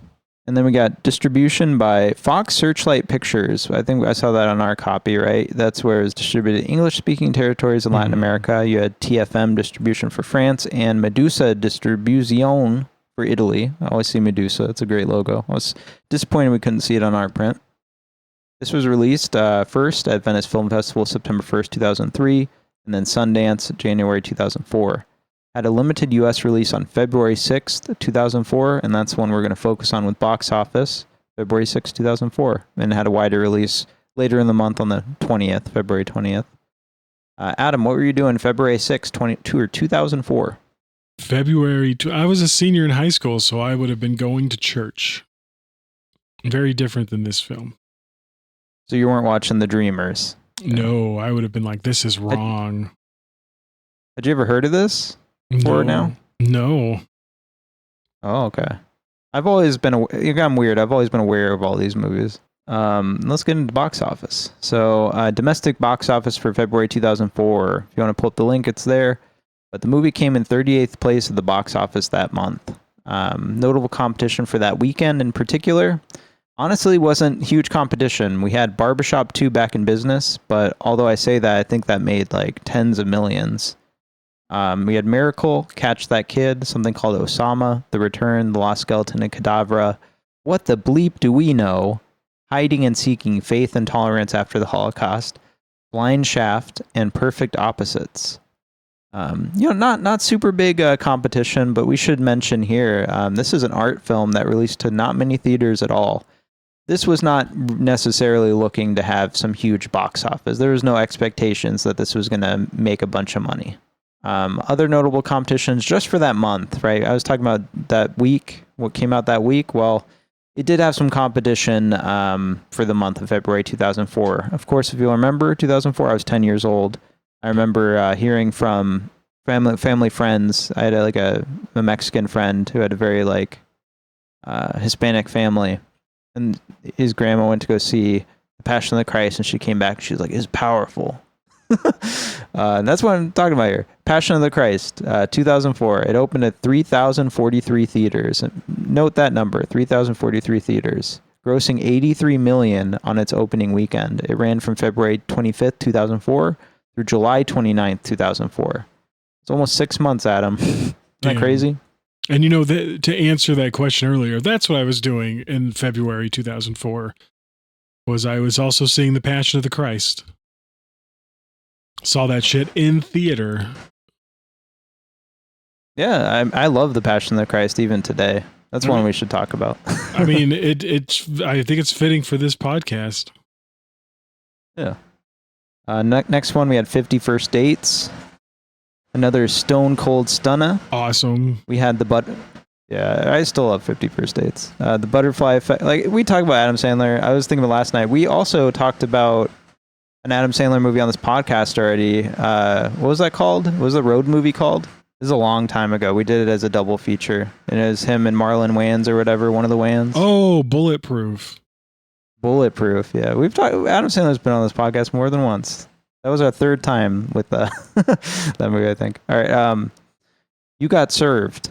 Along Came Polly. Another huge one I wanted to mention just because it's ginormous. The Lord of the Rings, The Return of the King was still in theaters. It ran from December 17th, 2003, kind of playing to your point about Nosferatu. So December 2003 through June 2004. That ran 7 months, which is nuts, or whatever, 6 months, whatever it was. 7 months, I think. Just gives you an idea how different times were. Like, The Lord of the Rings came out, it was bigger than Jesus Christ. Then you got Mystic River, Monster, Confessions of a Teenage Drama Queen, Cold Mountain, Euro Trip, Welcome to Mooseport. That's kind of one that just stuck out to me. I was like, we need to talk about Welcome to Mooseport. Welcome to Mooseport. Speaking of Gene Hackman, isn't that his last film that he ever made? I think it is. It's one of the last ones for sure. And then this is one just for I wanted to use this for comparison, but Lost in Translation was another small indie movie that was still making money at the box office at the time, despite having released the previous year. It ran from September 12, 2003 through March 25, 2004. It initially screened at 23 theaters. Yeah, it ran for a long ass time. 23 theaters, and on its opening weekend, it only grossed $925,000, so under $1 million. Reason I bring that up is when we talk about this movie, The Dreamers, it opened to 5 theaters that weekend I was talking about, which was February 6th, I think, whatever it was. But yeah, it opened only 5 theaters. It later opened wider. The widest release was 116 theaters, but it only made 142,000 block. I'm fucking stuttering like I'm from It. 142,632 that weekend. So very small. This one did not make much movie, but it did eventually gross 15 million, a little over 15 million, mostly international markets. I think domestically this thing only made 2 million, but it had a budget of 15 million. That said, this never broke even, or maybe it did. I don't know, but I have doubts that it broke even. And that's it, Adam. Do you have anything to add to any of that before we get into the plot? No, none from me, actually. Just excited to talk about it. Let's stop here because I always forget. Do you recommend The Dreamers before we get into spoilers? Yes, Dan. I really recommend this movie. I thought it was just wonderful. Before we get into spoilers, I will say I recommend it with the caveat that it is very, very dumb. But it's very pretty. Let's get into that plot. Now, I have the plot written here, but I also have Wikipedia open. Wow, but this is one of those ones where the Wikipedia is actually pretty good, pretty accurate to what this movie is. So yeah, this movie, it opens up with our main character, Matthew, and he's waxing on about cinema while studying French in Paris. And Matthew is, he spends all of his time at the Cinémathèque Française. Is that how you say it? Yeah, something like that. And while he's there, I mean, we see a bunch of the camera obviously focuses a bit on Ava Green and her brother, but they meet while at a protest because the director of the Cinémathèque has been fired, Henri Langlois. And there he meets two free-spirited twins, Theo and Isabelle. That's the children of a famous French poet and his English wife. Yeah, I guess we should. There's not much of a cast list here. We got Michael Pitt as Matthew. He's the big role in this one. He was in Hedwig and the Angry Inch. Bully. Hey. We're going to be seeing some more Michael Pitt pretty soon. Murdered by Numbers, Last Days. He was in Funny Games. Holy shit. He was in the American remake of Funny Games. That's how I know him. I was wondering. I was like, he looks familiar. We definitely need to talk about Funny Games on this show. Ghost in the Shell 2017 Origins. He was in Dawson's Creek. Nice. He does look like he'd be in Dawson's Creek. He was in Boardwalk Empire and NBC's series Hannibal. I really liked him. All the performances were solid in this movie, including his. And I think a lot of the movie rides on him. You have Eva Green as Isabelle, obviously the other person this movie rides on. Really, really brave work, Eva Green. Again, last week I said I didn't really know much what she was into. I watched a small interview she did for Mrs. Peregrine's Home for Peculiar Children, and she's just noting how everyone just thinks she's like weird because she doesn't give many interviews. She's like, I'm kind of normal. My sister's blonde. But I remember her from Sin City, A Dame to Kill For. I never saw Sin City, but she's in that. She's a very entrancing actor to watch. And who's the last guy, Adam? Louise Garrel. I hope I'm saying his name right. Yeah, he plays Theo, and he's like he's a French actor, if you could believe it or not. And this is his oh yeah. I guess this is his best known for this movie. Yeah, we're just Americans, so we don't know the rest of the shit he's been in, but yeah. He's been in... This is what Americans known for. La Jaloise. He's been in Un et Brûlant. Isn't that crazy? There's like a whole other world out there we might never even experience because we're just Americans who don't know French and aren't curious enough. Yeah. Which let this be a lesson. It's probably worth checking out. It's worth checking out films from other countries, folks. The more you know. And you got some other people. I don't know any of these people. Anna Chancellor as mother. I thought she was amazing. Robin Renucci as father, again, another amazing performance. Jean-Pierre Calfon as himself. Jean-Pierre Léaud as himself. I don't know if that was maybe footage we saw, but that's it. Just wanted to kind of mention some of them before we jump into the rest of the plot here. We got introduced to Matthew, who's the new American exchange student, and he runs into Isabelle and Theo, French twins, who have very bohemian things about them we're going to find out. Yeah, and like we said, their parents, it's a famous French poet, and his wife is English. And the three bond over a shared love of film, and then they invite, Theo and Isabelle invite Matthew over for dinner, and that's Matthew goes to dinner with them and their parents, and he impresses her father because he has a philosophical musing about how everything fits together. I like that scene because it's a poet who's like, he's going on and on about inspiration, and Matthews is not paying attention to him. And he's like, what are you paying attention to? No, I want to know. And he's like, well, just notice how this lighter, it fits on every one of these tile pieces on your table. And it fits there, and it fits there, and it fits there. And they get the whole, they get the whole like pontificating about how the universe, if you look at it from far away, everything fits together. Yeah, impressing their dad, who clearly they're a bohemian family, you could say, like they're. And yeah, the dad's like a famous poet or something that wrote a bunch of revolutionary literature. And and the mother offers Matthew to stay the night. And this would be I do love, by the way, I want to mention, they just show up. No one tells the mom that they're going to have, even that the kids are showing up, but also that Matthew's showing up. So she's like, I'm cooking for two. What can I say? Nightmare scenario. And there's just this little scene too. Matthew wakes up in the middle of the night. One of my fears of being somewhere that I don't really know is like having to use the bathroom, and you have to go and find it in the middle of the night while you have to fucking take a piss. And probably like with everything in this movie, the most disgusting part of this movie, or the most like hard to watch, is that he keeps peeing in sinks. Yeah, this is a Letterboxd review from Amanda from May 14th, 2020. She says, now why the fuck this boy like peeing in the sink? I have to assume like European bathrooms like are different. So maybe the toilet, he doesn't know. I don't know. I don't know. I've seen a lot of Italian movies, like obviously, and even some modern ones that came out in the 90s and 2000s. And, Italian sinks, they do have like different setups than we do. But I'm like, wouldn't you still just pee in the toilet? Yeah. I don't know. Disgusting scene. Like he knocks someone's toothbrush into the sink while he's taking a piss. And he pees on the toothbrush. He pees on the toothbrush. It's the most disgusting thing in the movie, and just shows his general disregard for everything. And then while going back to bed, Matthew pokes in to Theo's room, and he becomes suspicious of their relationship after seeing them sleeping nude together.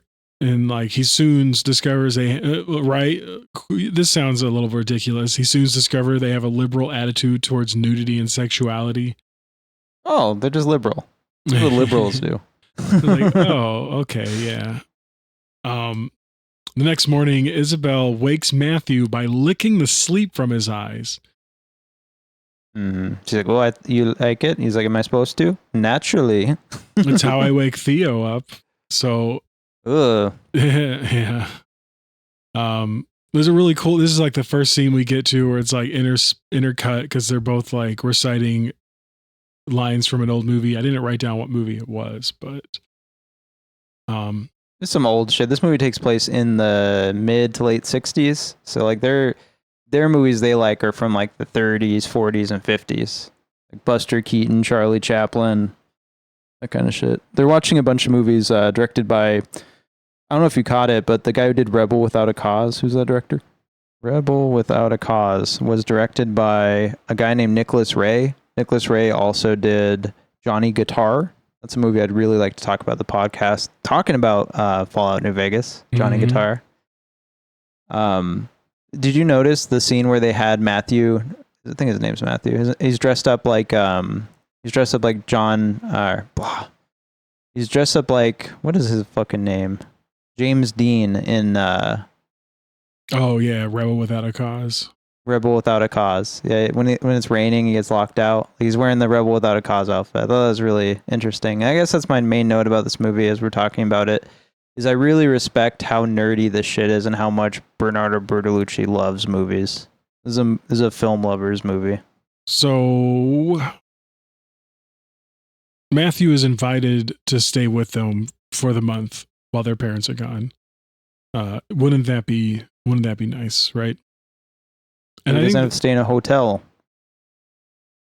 Theo and Matthew, they have an argument about who is better, Charlie Chaplin or Buster Keaton, which right now we're going to also weigh in on that. Dan, Buster, or Chaplin? Neither of them, but I do like Charlie Chaplin. This is when I have to admit that I'm like, look, I know who those people are, but I don't watch a lot of their. I haven't watched a lot of their. We're going to be doing some. We're going to be doing some early. This year we're going to be giving some stuff to the, what do they call the aggressive old head build? Mm-hmm. Trust me. And so then this is what we've mentioned before. The three reenact a memorable scene from Bonaparte by breaking the world record for running through the Louvre.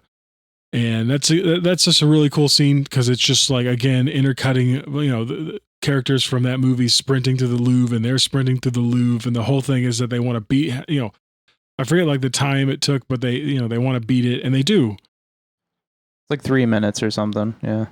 And then we have like a really wonderful scene. Is that from the movie Freaks? Yeah, one of us. Google, the one we should talk about. Us. And then later on, they're back in the house, and they keep playing these like movie trivia games where like somebody will like reenact a scene from a movie, and you have to name what it is, or they'll like recite a line.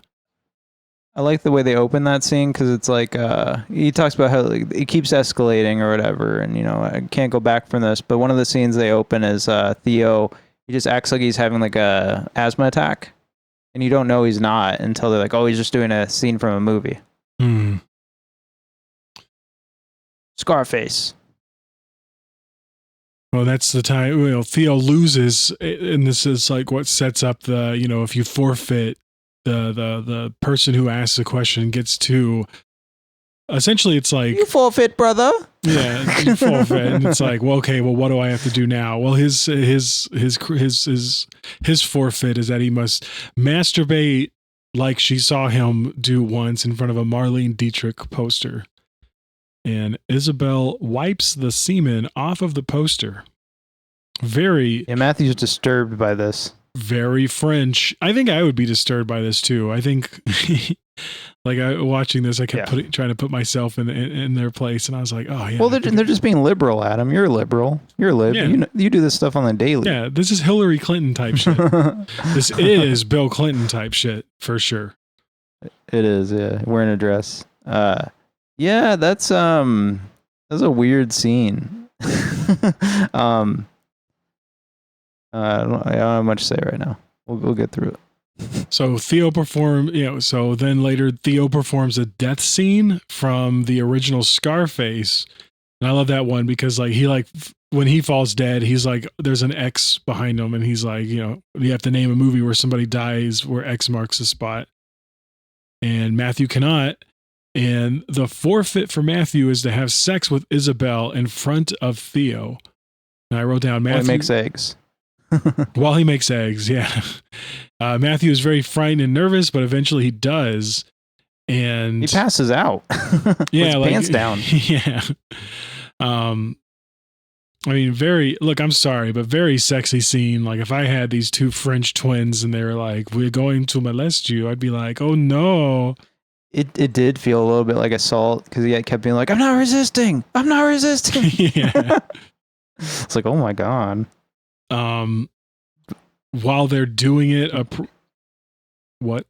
Oh, go ahead. What?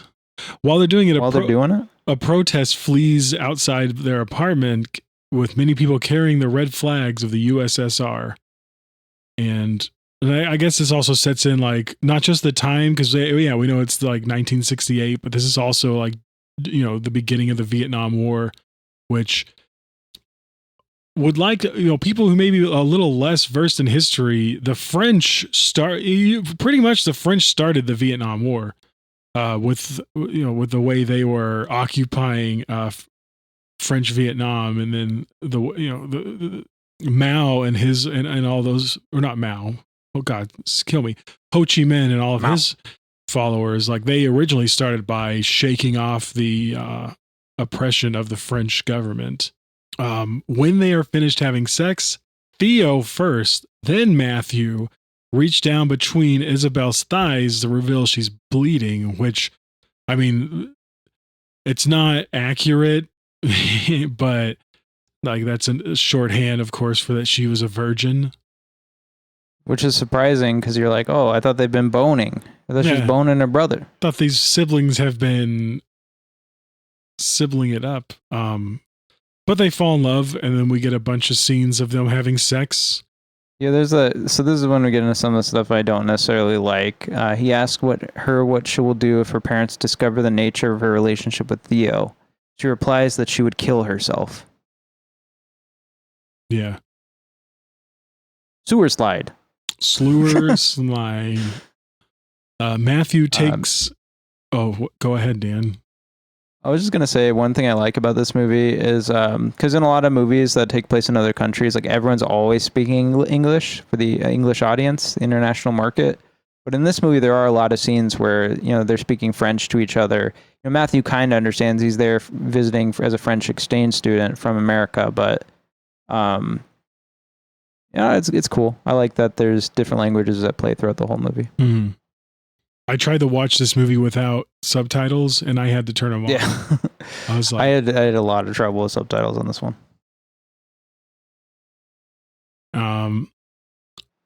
And so Matthew takes Isabelle on a date because it's revealed that she's never done that before.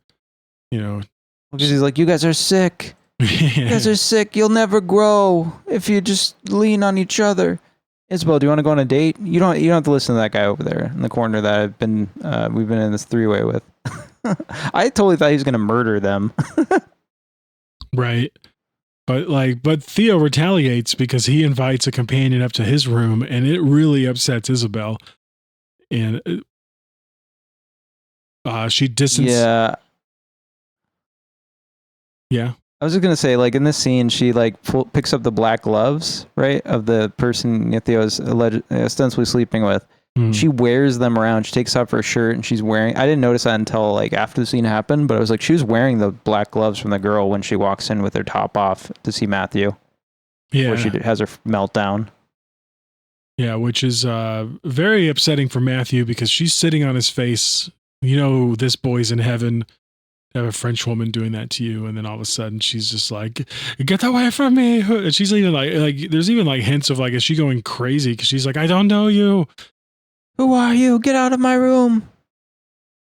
And I was like, dude, I would just be out. I would leave after that. Fuck, I would leave much earlier, but I would definitely leave after that. And pro tip for that: if a woman is screaming, I don't know, maybe that's just the American in me though. Like, I would be like, "Yeah, you need to get out," but. Maybe I don't know. Maybe the French do it differently. So Isabelle I'd be worried about getting murdered by one of these two. There's a scene.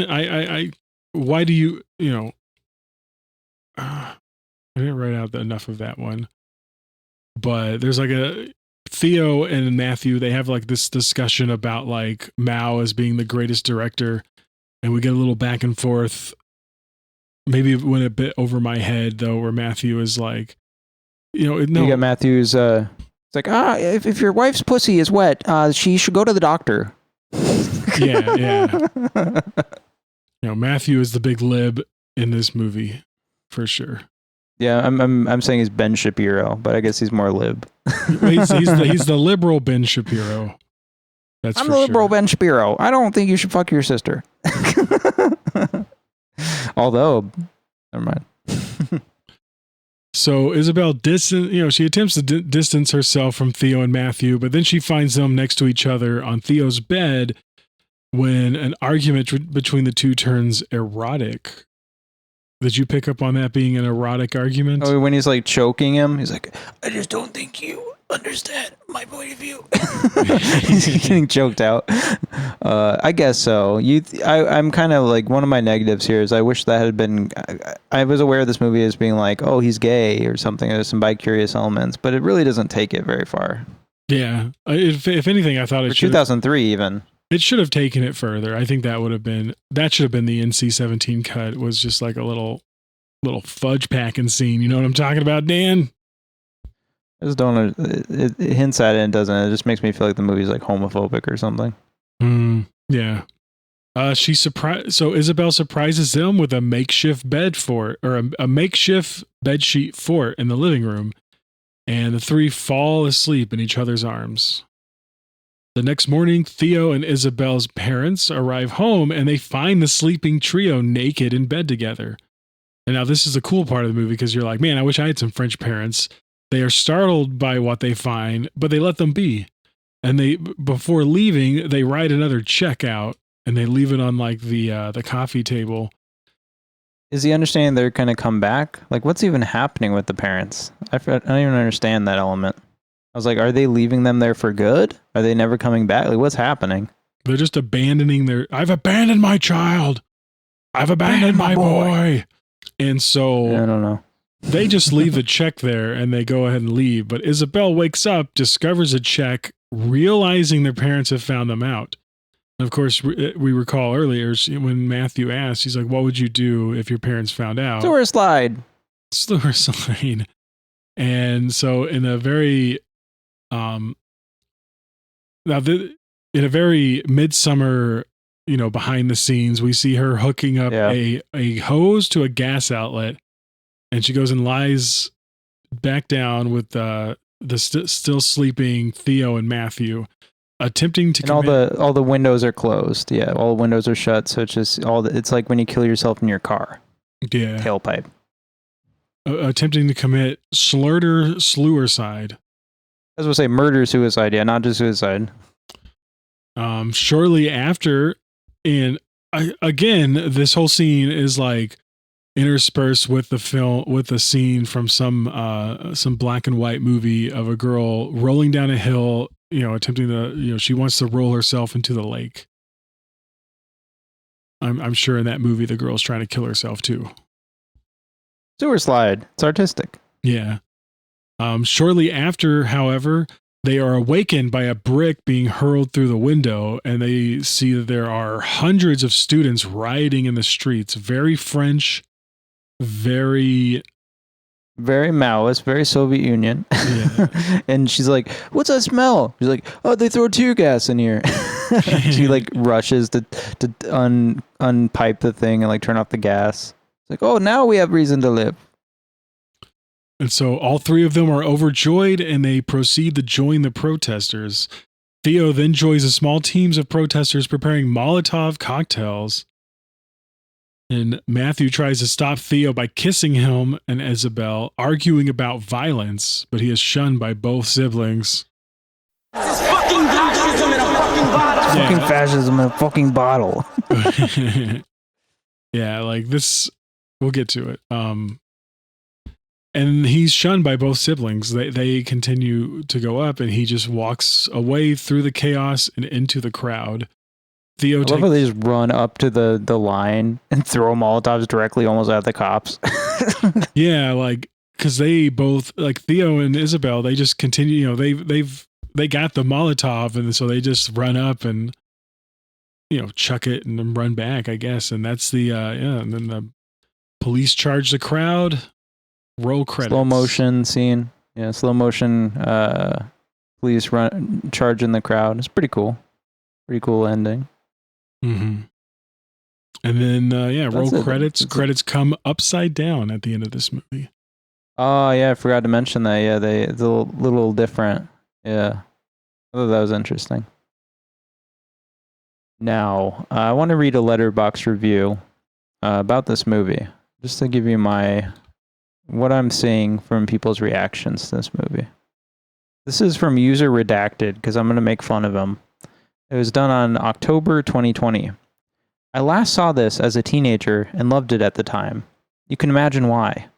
What surprised me is how well it has stood up for me as an adult, especially someone who has increasingly separated myself from the activist type behavior of my youth. I'm not so resentful of the world and feel like I have a much better grasp on what is so great about humanity, as well where we still need to improve. So it was quite the surprise to see this is actually a critique of the resentment and childish behavior of late teens, early 20s mindsets, and how erratic and immature they can be, all in the name of artsy and thoughtful.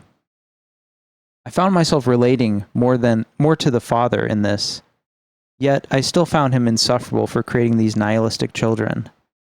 Michael Pitt's character seems to get it by the end, and I really appreciated that touch.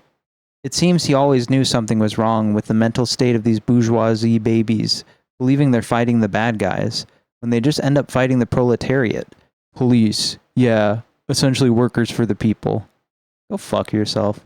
This is essentially the irony of all modern Marxist types, and it seems maybe from any era. Even Marx himself struggled with being a fancy asshole who mooched off everyone he knew and burned all of his bridges. Pitt's character makes an apt comparison to Mao's army, who follow one book, and none of them are the stars of their story. Pretty great. If this wasn't intended as a criticism of Marxism, then Bertolucci failed at making this movie because, oh boy, is it. And I put a clown emoji. So this is a man who loves going to the grocery store and goes to the cereal aisle, and he's like, there's 100 different cereals, all with the same 2 ingredients. Yeah. So this is what this movie is to me, Adam. I did not like this movie. Yeah, I felt that. I don't know.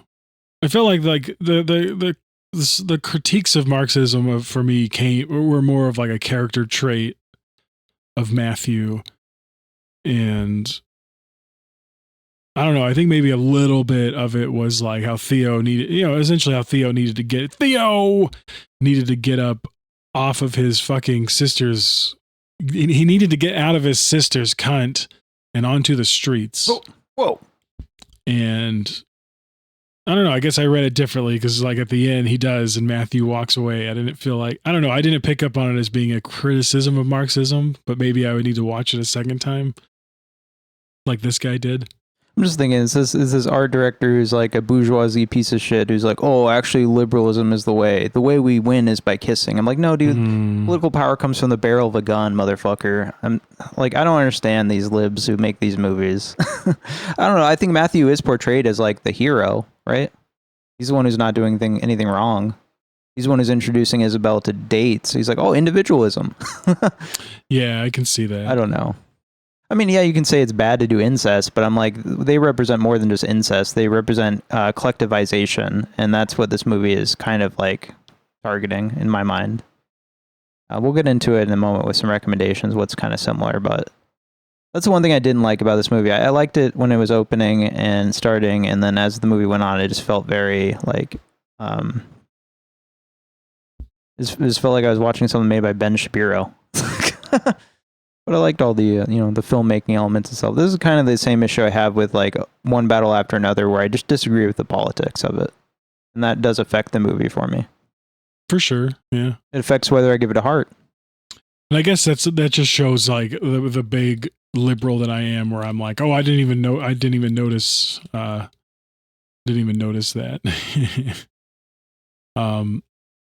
I think a lot of what got me to like this movie so much was this movie made me very nostalgic for a time in my life that never existed.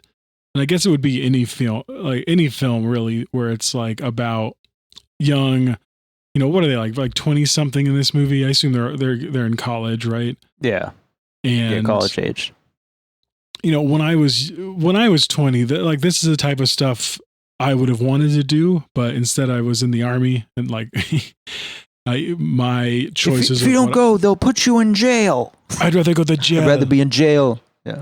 And I think that's I'm realizing too, my biases in this movie was that, when Theo would say shit, a lot of it, like I wasn't picking up on the fact that Matthew was supposed to be the hero. I was like, yeah, Theo's the awesome one, right? But yeah, like I said, I'm glad you say stuff like this, because it's this is when film discussion's all about talking about it, and you didn't even consider some of this stuff. Yeah, it's interesting. No, yeah, and I'm just a huge I'm like a huge fucking angry guy, so I spot these things and I'm just like, come on, man, I already live in hell. We ain't winning anything by kissing ass. It's a really nice story to tell yourself. Yeah. It's like it goes back to our earlier thing with Giorgia Meloni, the Italian prime minister, is like, hey, next year's gonna be even fucking worse. Get ready. There's less illusions, whereas I think this movie lives within an illusion. Yeah, I can see that. Like, and again, like I said, if you take the film's word for it, yeah, it seems like kissing each other, and that's fascism in a bottle, which is. I found it, yeah, I was like, look at this little American boy trying to like argue with these French protesters. Like, I was like, that. We have parents that are like revolutionary poets, Yeah. It's the, what is the word? Like, this Americans are so not egotistical, but like think they know everything, like they're I'm the American here. I know what's going on. Jimi Hendrix is the shit. I know this because I'm from America. Yeah, which is like dominant culture. Which is more of how I took it. Like, I guess, like, yeah, like I said, I didn't take it as Matthew being like the hero of the film. I took him as being just a stand-in for the kind of like pie in the sky, idealistic American view of things, of how, look, we could do, we just march. We're just gonna go march, and we're gonna destroy capitalism with the power of love. And like, I went to the Women's March, and when was that? Was that 20? I don't even know when the Women's March was. I don't know. 2017 probably is right. Yeah, after the New Year. 2017. I remember going to that, and like this woman was up at one. Okay, it's the Women's March, and there was a woman giving a speech, and it was I don't remember exactly what it was about. I'm sure it was also about how we're going to defeat love trumps hate and all that shit. And like she was going on for too long for the crowd, because then you start to hear these voices of men behind me, and they're like, let us march. And I just remember thinking, like, what are we out here for? Like, isn't the speech giving a pretty important component of protests, because you want there to be substance at your protests? Or do you just want to march and just be like,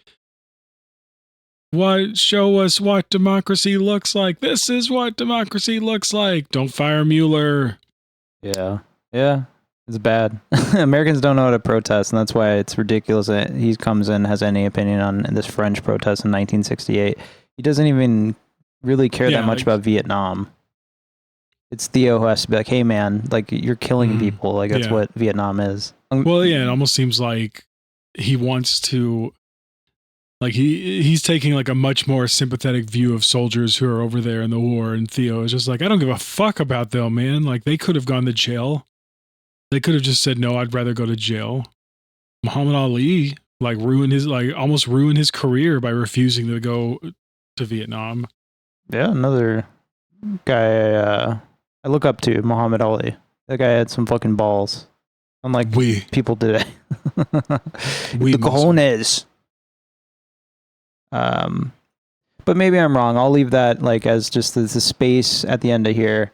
Maybe I'm wrong. Maybe Bernardo Bertolucci is smarter than I am, and he is. Make a comparison to Eddington this year. That movie is taking pot shots at both sides. Maybe this one is as well.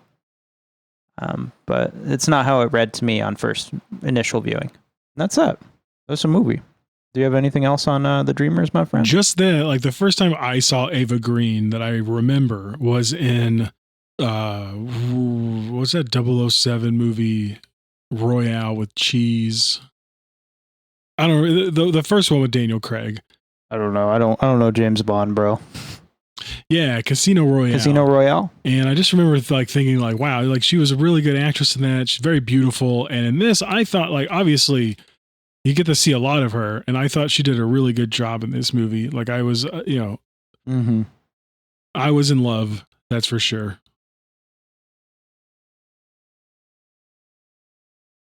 Yeah, I really liked Eva Green in this.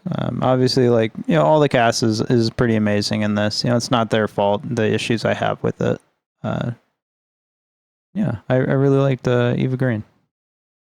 And then also just shout out the soundtrack to this movie. I mean, it was just wonderful, and you have Jimi Hendrix in it. You have now Michael Pitt actually does a cover of "Hey Joe" that's performed in this movie. The "Hey Joe," and I remember it playing, and I was like, "That's not Jimi Hendrix." And then it ends. The movie ends with Edith Piaf. I'm not even gonna destroy the I'm not gonna just. I don't speak French. I can't say the title, but I thought it was a very great ending of the movie.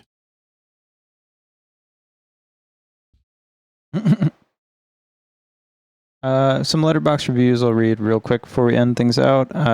This is from Tamar, June 2023. What having a letterbox does to a motherfucker. April 2015, from Ida. The incredibly uninteresting story of 3 annoying and physically attractive people. Another one, September 2018, from Hanaya. My friends and I reference film masterpieces on the daily too. LaMail, they're not special. then a quote, "Get out of my swamp" from Shrek. This one's from Yi Jian, June 2015. "Unbearable, conceited, snobbish, the film equivalent of pissing on someone else's toothbrush. Even more obnoxious when you watch it in a bad mood. Overall, the Dreamers showed potential and small glimpses of cinematic brilliance, but I'm just too repulsed to care." I just saw another I one. will leave. Watched by Ida, and she said, or they said, "Hey, me and my brother saw you from across the bar, and we really liked your vibe. Can we buy you a drink?" All right, last one then. Monica Castillo, June 2014. "Arguing whether Keaton or Chaplin is better will not lead to a threesome." Yeah. Let me read my ridiculous, heat-seeking, annoying review. I said, "Pretentious, navel-gazing drivel, but pretty nonetheless." And I just love that review for myself because it's like, you could call a lot of movies I like pretentious, pretentious, navel-gazing drivel. Yeah, so that's funny. When I don't like it, it's pretentious. Spaghetti would say this movie is sniffing their own farts at times. Oh yeah. Yeah, for sure. Thanks for bringing that up. That's it. That's the Dreamers for this week, folks. Like I said, I recommend it, but just with the caveat that I think it's pretty dumb. But it's well shot. And it's my turn, Adam. It's my turn to pick for next week. Do you know what I'm picking? I don't know. Good morning, fellow YouTubers. Get ready, folks. Next week, we're returning to the land of Yorgos Lanthimos. We will be watching 2009's Dogtooth. Ooh, yay. All right. Not much to say if I read the little byline here. 3 teenagers are confined to an isolated country estate that could very well be on another planet. So we'll be watching that and we'll be discussing Dogtooth. I just want to keep pushing forward, and to be honest with you, I did not think about next week's movie until right now. And I was like, might as well do Dogtooth. Might as well. Yeah, let's keep kicking it off with some weird cinema. This might be our longest episode of all time, Adam. Do you have any words of advice for our beautiful listeners that have stuck with us for our longest episode? I just, hey, we're moving into the new year, new me. Come check us out. We love doing this. We love talking for you guys. It's all about you guys. If there was no you guys, what the fuck am I doing? Just speaking into the void? It's like masturbating through an open window. It is almost 2026, and I still want to be alive. That's our show. Good night, everybody. Jazz aliens? Yo, we from the planet Jazz. We're here to take over your honky asses, including you, host of the show. Jazz alien Quano Mono invented the Big 5 sound. Yo, we're taking you to hell. You could be in hell, bitch. White monkey.